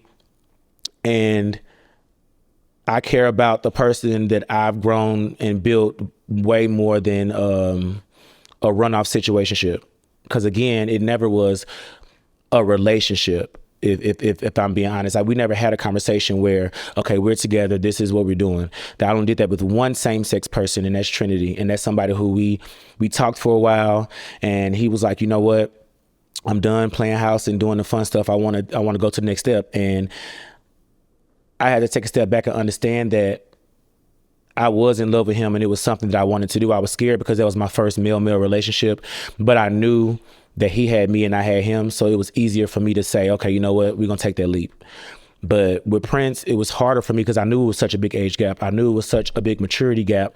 I knew it was such a big responsibility gap. So I knew it was never going to be a way that I was going to really be comfortable or okay in the relationship, because I was always going to be either the the provider, the abuser, the attacker, the bigger one, the older one. It's like, it's just a lose-lose situation for me. And we still friends, have a great relationship, but we definitely just better as friends versus trying to do anything like that. You went through an era of drama, okay? We love drama, don't we? I guess. Mm-hmm. I remember seeing you on the app that you mentioned before, going off on various people. You had a huge, maybe in my mind, huge beef with Milan Christopher. What happened with that? What was It wasn't that huge. What was the exchange with that about? My issue with Milan was somebody that I was cordial with, and we had built a rapport. And I feel like he went on a public platform and he said something about me that wasn't true, or that he didn't know to be true. And A, he's older than me, so he should have known better. But B, even after it was debunked on live, even with his friend, it was still like certain comments and stuff made. So I'm not gonna say it was beef, because after it was cleared up, I didn't have no issue with Milan anymore. I just had to let him know, as a man, I didn't respect that you went and ran with a narrative that you didn't know to be true, and me and you are kind of cool for real. What was the narrative? So it was a situation with monkeypox. The infamous monkeypox situation. So Corvinus had a birthday party. And we all were at the birthday party, mixing and mingling, taking drinks, what have you. And like a couple of days later, Corvinus said that he had actually caught monkeypox. And I can say this because he said it publicly. It's cool. He said he had monkeypox. So I knew that I was in the same vicinity of him, and all I knew was Google information. So I Googled it, and you can get it by passing towels, or you can get it by being in close proximity with somebody. So, whatever, that's how you can pass it. So I told my roommate at the time that, hey, I know we share towels sometimes. Of course, you wash them, but, just we live in the same house. Just letting you know that this is what Corvinus said. So if I notice anything on me, I'll let you know. But it's telling me what Corvinus said. So my roommate was having relations with Milan at the time.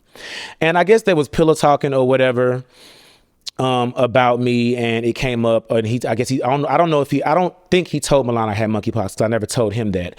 I don't know what exactly he told Milan, but that's what Milan went on Bigo and said. And what's crazy is once I had heard that it was okay, let me keep going. So after they pillow talked and he told him that information, Milan hadn't said anything at that point. So I ended up going to a house party, maybe 3 or 4 days later. And it was a house party of a bunch of our peers, both on and off the app, popular people in between, people that nobody know. But it was a melting pot. So I go in there, and I want to say like 4 or 5 people. When we first went in, they just giving me looks and like looking at me, and like, so me and my friend was like, what the crap? So then Miracle ended up walking up, and he was like, do you got monkeypox? And I'm like, no. I was like, if I had monkeypox, I wouldn't be in no damn party. So he was like, oh, okay, because Milani said you had monkeypox. So I'm like, well, shit, we can go in the room and I can strip down there and show y'all. So it was like 4 or 5 people. We went in the room. I got naked, balls and all. They looked over my whole body. They're all like, oh, you ain't got no monkeypox or whatever. I don't know what they was talking about. They was just talking. So I did that to prove a point, because I know how narratives can spin, especially on Bigo, and I just wanted to prove that I didn't have it. So afterwards, though, I was already irritated, because it honestly didn't matter what happened in the room. People's perception was already made. And that shone true, because everybody like, oh, we can get a drink, we chilling. But now I'm kind of irked, like, no, because y'all done started talking shit and y'all ain't even know for real. So I leave. I made it my business. In my head, I said, I want to see who's going to be the first big broadcaster that's going to go with this lie, and who said it. And the first person who said it, surprisingly, was Milan. And like I said, I felt like me and him was cool enough to where that's not something that he would have did. And he went with he went and they found monkeypox on his body and they kicked him out the party. And nigga, first of all, who the f got the balls to put me out of anywhere? That's first of all. Second of all, I know for a fact that's not what happened, because I was there. You weren't there. So how are you going to be telling all these people the story of what happened when you wasn't even there, and then running with it like it's gospel? So once I end up catching up with him on the app, We having a conversation. Now call your friend that you said called you and said that I had all these bumps and they put me out. He called the friend on live and the friend was like, no, I didn't have no bumps. And he was like, wait, so y'all didn't say you kicked him out? No, nobody kicked him out. Oh, okay, cool. I don't got nothing else to say.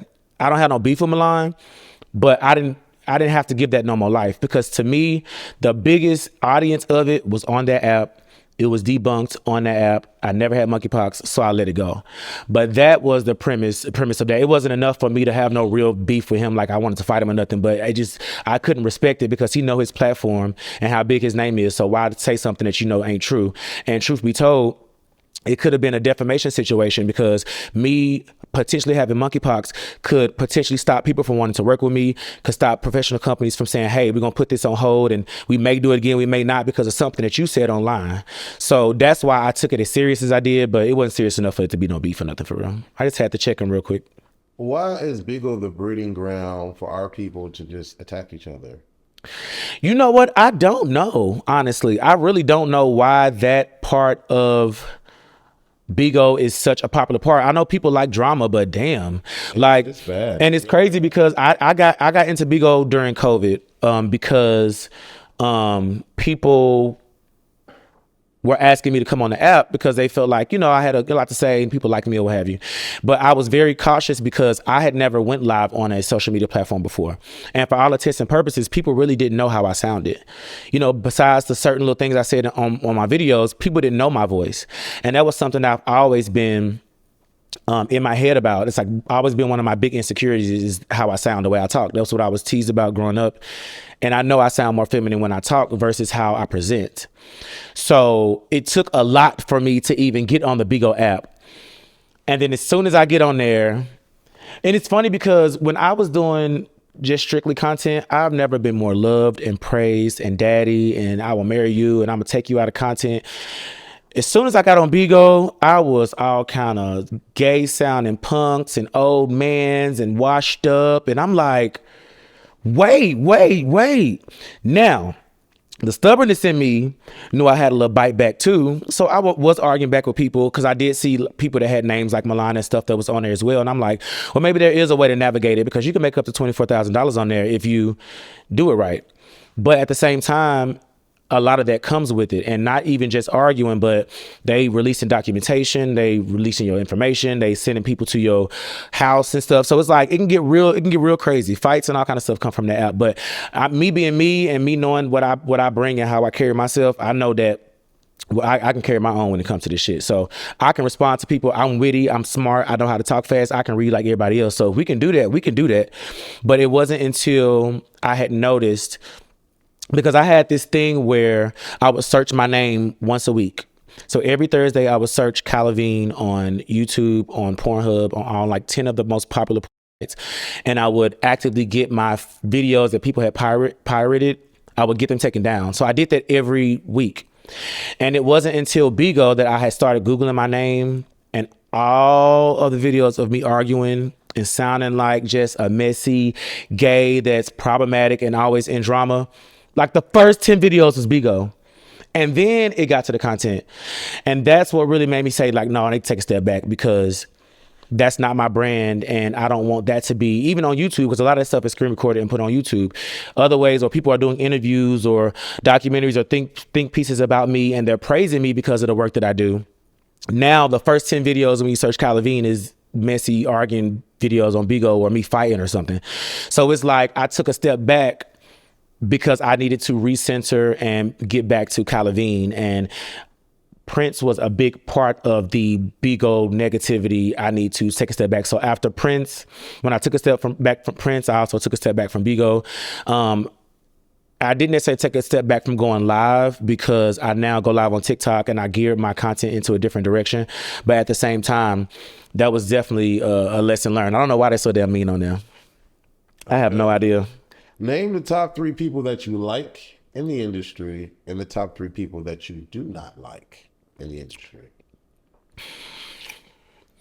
Top 3 people that I like in the industry. Corvinus, Crave, and Fame, because they my brothers. I would say Raheem. That you don't like, or on the these are I feel like the first three is a given. So I'm gonna get. They're my favorite because they're my brothers and we got a bond. But Okay. I respect Raheem a lot. I respect Fat Rabbit Killer a lot.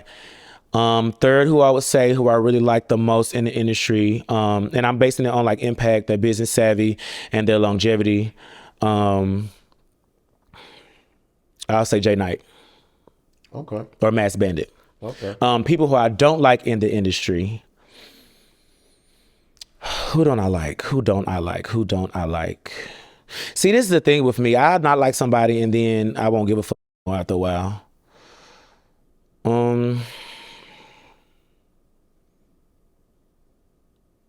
See, some of these people you may not know. I'm trying to think of like names you would know. I don't have another.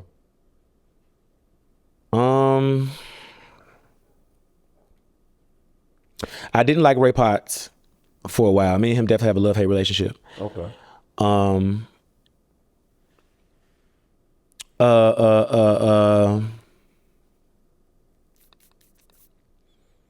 It's a lot of stuff be small shit. Like me and Alpha Ant had an issue, but I didn't necessarily have a problem with him. He had a problem with me. Releasing something and then not releasing it, or Yeah. okay. Yeah, I don't know. It ain't a lot of people in the industry that I necessarily don't like. I didn't like Jacoby for a while because I felt like Jacoby used to piggyback on a lot of the negativity that came my way. And you ain't got to be my friend, but you also don't have to add to the negativity when we in the same space. Okay. Ray was somebody who jeopardized my Twitter and therefore my income. So we had our altercation. We actually got to fighting before. This is Ray Pops. Yeah. Oh wow. But that's it. I don't think I have no issues with a lot of people. With most people. Who is your best collab to this day? Who is your best collab? I would have to say, if I'm being honest, I've topped so many people. I can't even give nobody a best to that. If I'm gonna say the best collab, personality wise, professional wise, I would say Excel. When I first met him, he was somebody who was a humongous name. He was, doing me a favor. I miss him, and he's such an amazing verse. He's such a sweetheart. He get the job done. He ready when it's time to work, and he was the one who kind of showed me how you can be a good person and still make it just a job. Excuse me. He's my favorite as far as personality wise, but my best collab, I would probably say Raheem. I feel like that really put the game on his head. I made so much money just off that one individual video. I made like $30,000 just off that one video. It was the business side of it was handled very well. The feedback was handled very well. Me and him still have a good relationship too. So I definitely feel like that was something that was a game changer for me in the industry. Do you want to be in love, and what does that look like for you? I don't know, because my vision of my version of in love ain't the same as everybody else's version. No. I don't know. I feel like I'm not like this fairy tale Disney Channel type of love story type of person. I'm more of a realist. I understand that relationships and love has phases and it changes and it's seasonal sometimes. I'm not the type to think that is one person that I will be with for the rest of my life, but I do feel like that I can bring out the best and be the best self for anybody who space that I'm in. So I'm in love right now. I got love for people, but does that mean that I'm in love like I want to get married? No, but I know it's people that I don't play about and I don't play about me. And if it comes to anything emotional or in love, I know that I can talk to them and they'll be there for me type shit. But as far as like a boyfriend being in love, like, not yet. I don't know. Did you vote? Yes. Okay. What I've learned in my 36 years is I have survived a lot. The world's supposed to come to an end in the year 2000. The world's supposed to come to the end in 2012. I done survived H1N1, COVID. The government done been shut down 4-5 times. I ain't never even know what a lockdown was. I done lived through a lockdown, okay? I done lived through Trump before. I've lived through war before. I lived through 9/11. So the way I look at it is, again, I'm a realist. I try not to get so caught up in the things that A, I can't control, and B, I really don't understand. I live my life the best way that I can. and try to power through. The same way I did with COVID. It was, I had family members going through, I had friends going through, and I just handled it the best way I can. And that's how I'm gonna do this situation. There are things that Trump does that I agree with. There are things that he does that I think are a little extreme. And I do feel like that I don't know. I feel like the way he speaks like a fourth grader or something. It drives me crazy. I feel like he never really answers a question and he never really makes sense. But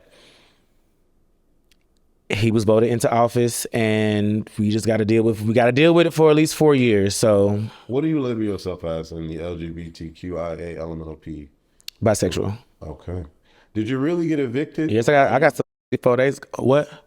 What you asked me? Did you really get evicted, and are you broke? What was online, I saw something. Oh my God! You lost your house or something? Oh yes.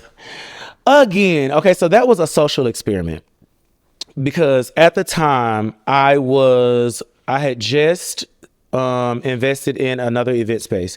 So what I wanted to do outside of porn was have a business that I ran that I didn't have to physically be there full time, but it still made me a substantial amount of money to where if I ever stopped this, I could still pay my bills. And it was practical. Mm-hmm. And so I started, me and my cousin partner to start an event space called Crown Suites. Mm-hmm. So we have 2 event spaces where we rent out these spaces for birthday parties, baby showers, mm-hmm. bridal showers, quinceañeras, what have you. And that's something that I did first to kind of separate myself. Mm-hmm. Damn, repeat the question one more time. Are you broke? About that, yes. So we had just closed on another event space property, and I put that on my story. And I had just won an award was just nominated for an award for the gay VNs, and I put that in my story. And I put that I had just bought an RV. And I was buying it because I wanted to do camping trips and stuff with my daughter for the summer. But I was like, I wonder which the public perception would gravitate towards first if I post all 3 on my story. And they were in succession. Congratulations on your new event space. Congratulations on the new top or whatever the award was. And I was like, I just got my last eviction letter, y'all. I'm going to have to live in an RV now. I'm going to go on the road. And the one that went viral that everybody talked about was me being evicted and homeless and broke. And it was,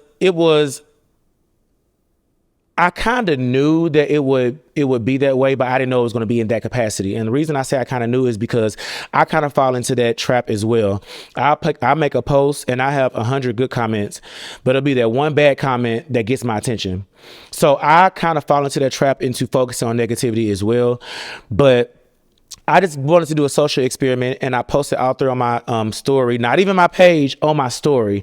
And next thing you know is YouTube videos out and people doing interviews on how the mighty has fallen and now Kai is broke and now Kai is evicted. If anybody really paid attention, I'm literally walking out of my front door. The RV is parked behind my Range Rover in my driveway. So if they used just a little bit of context clues, they probably would have realized that I was trolling. But I mean, all press is good press. Relevancy is most important to me. So let them talk. I don't mind. Where is the gardening and the chicken raising coming from? Is that another stream of income that you stumbled upon? Yes. So with social media, I learned that for every insecurity that you have, there are 100 people that love you regardless. And that was one of the main things that I was worried about with me doing voiceovers or doing videos where I'm talking, because Beagle has such a negative impact. But for every 10 people saying, oh, you sound like a punk. Oh, I didn't know he sound like that. Oh, that's what he sound like. Oh, he sounds so gay. There was 100 comments saying, bro, I get it. I sounded just like you. Or, we all have our times where we sound different. So that kind of gave me, the little push to go ahead and start doing content as far as videos, because I also saw that there was a great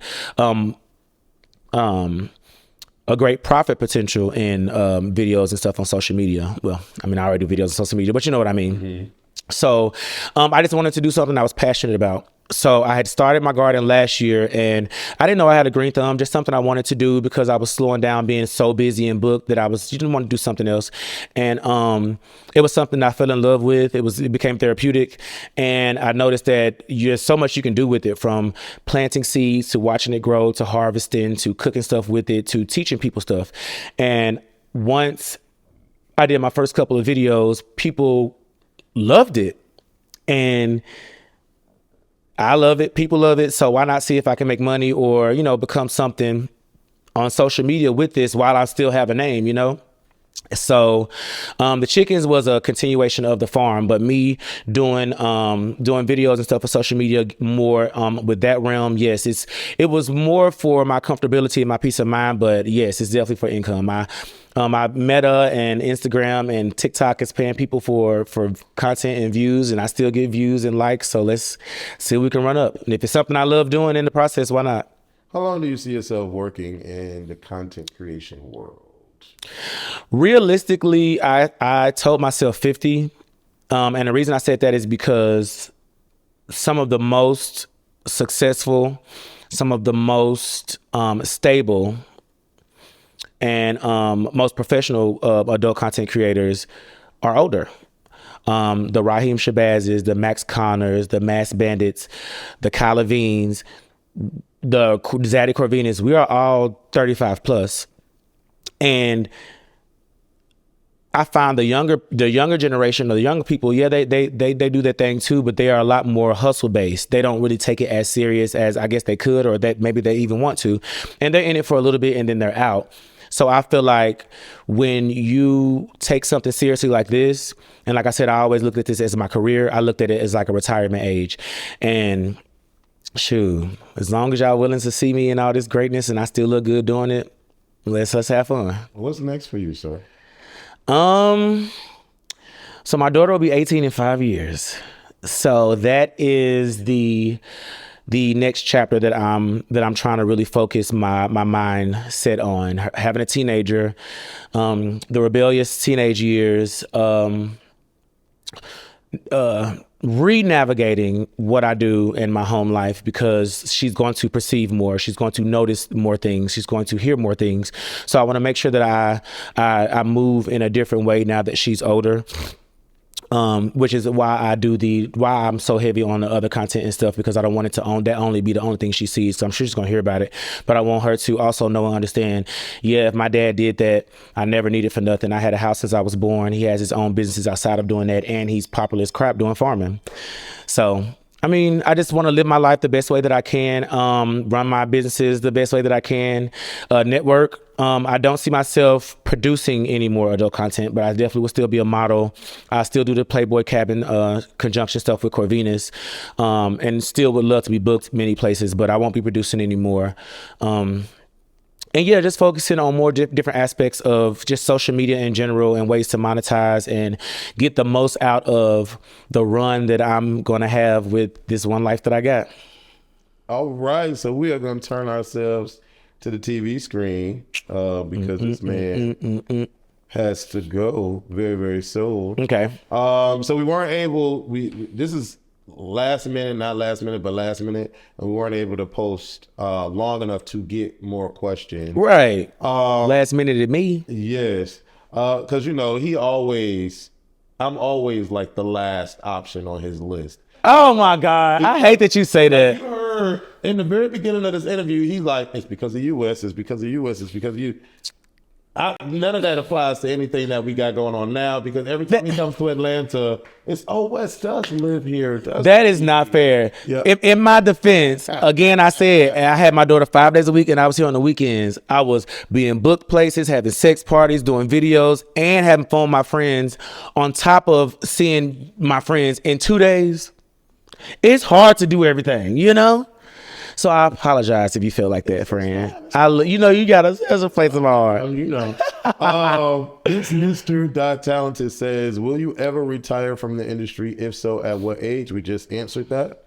And again, then I will not retire. I still want to be in the industry in some capacity, whether that be me opening a sex store eventually, or adult bookstore, or having a lube line, or in some capacity, I still want to be in the sexual orientation business, because I've learned a lot and I know a lot, and there's still a lot of money to make. So let's make it. He also asked what ultimately led to the breakup between you and Prince. I asked that already. We spoke on that. Favorite collab you were excited to make in the Playboy Mansion, which was this Ooh, good question. Favorite collab you were excited to make. Let me think of the whole roster again one more time. Bo. Definitely Bo. 110%. My crush. And you got to think, with me doing this for so long, a lot of the people I already knew and had a rapport or made a video with before. So see, he was somebody that I hadn't worked with before, and I'm such a huge fan of him and his body and the way that he do the things that he do. So, you know. He is, that man. Mwah! Chef's kiss. All right, so to switch off, I just started with the past interview. I'm going to continue it. Where you become the interviewer, but you're not going to ask me 3 topics because we're on crunch time. So you pick a topic and you ask Wes a question based on the topic. Keep in mind, Wes will ask you a question from the topic as well. It says pick 3 topics, but I'm going to ask you to pick 1. Because we got to get on the road, y'all. Okay. So you pick a topic and then you ask me a question based on that topic. So we're going to do sex and work. So when I first met you, you were... There's 2 topics. It's the same thing, though. You got to pick one. It's the same. Well, it can go for both of them. I guess. When I first met you, you were very behind the scenes. You were a photographer, videographer. What was it that made you make the transition from behind the camera to full-fledged in front of the camera? And how has that changed your public perception? Public perception. With you, people knowing you more for that. People view me. Where people view you. So what made me start money? What was the perception? It's like 50-50. Like, did it change a lot? Huh? Did it change a lot, the way people treated or looked at or Not necessarily, because saw you for a long time I have been playing a female character that I created called Mona Simone. Oh yeah. And everybody, I had already experienced what a backlash would be like playing that character, because everybody thought that I was trans. Everybody thought that I thought you was trans too. Yeah. Now I think about it. Everybody thought that I was a drag queen full time. So I had already went through the ignorance of the people's perception. Yeah. And given that time, I had been doing mad interviews with a lot of y'all anyway. So I already knew what the inside of it was like. So it really wasn't new for me. But money is what made me do it. And I was excited. I was happy to see you get out there and do your thing. And the people perception is the people perception. So I'm just used to people thinking what they want to think. Finish the sentence. I hate it when. Bring the mic to you. People play with my intelligence. All right. So now we're going to get to, you can only pick one. Don't be scared. You can't say both. You can't say neither. You have to pick one. I'm ready. Is it going to be on the screen, or are you just going to tell me? On the screen. Okay. Corvinus. Bo. Beyonce. Janet. Ooh. No, you can't do this to me. No. No, this is a hard one. Wow. I love them both so much for oh God. You got to give me something to go off of. I can't go off looks. I can't go off rapping potential. I can't go off sex appeal. I can't go off traction. They both just so dope. If I gotta pick one, I guess I say Meg, because she went to college. All right. Usher, but Trey Songz close. He's close second. Why you choose these pictures? Daddy Decent. It was online. Daddy Decent. Daddy Decent. Why'd you get a picture of Britney? Christina, hands down, all day. Twitter, duh, that's where my money at. It depend on Pick one. Raheem. He's more well-rounded. Santana, definitely. That's my baby. All right, well, Love you, Santana. we got through the interview. What else would you like the world, close off, looking at camera, what do you want the world to know, not know, say something? Just know I'm not done. If y'all tired of seeing me, y'all finna be sick of me. I got so much stuff planned. Y'all finna see me from the farming content to the chicken content to the RV content to the regular content. Y'all gonna see me at bookings. Y'all gonna see me all summer. I'm finna get in the gym, so I'm really finna be in y'all face. You know, and to know me and to love me, I'm really a sweetheart. I'm a cool person. Everybody loves me. Y'all will too. So stay tuned. Now, do you swear you told the whole truth and nothing but the truth on The Whole Truth with Wes? 100%. All right. I told no lies. Thank you for coming, and it has been great, y'all. Late third. Woo! You did it. I did You it. did it. I'm so proud. And watch. Remember how I say I'll be a pioneer or I'll be spearhead? Watch how many niggas you get with popular porn stars.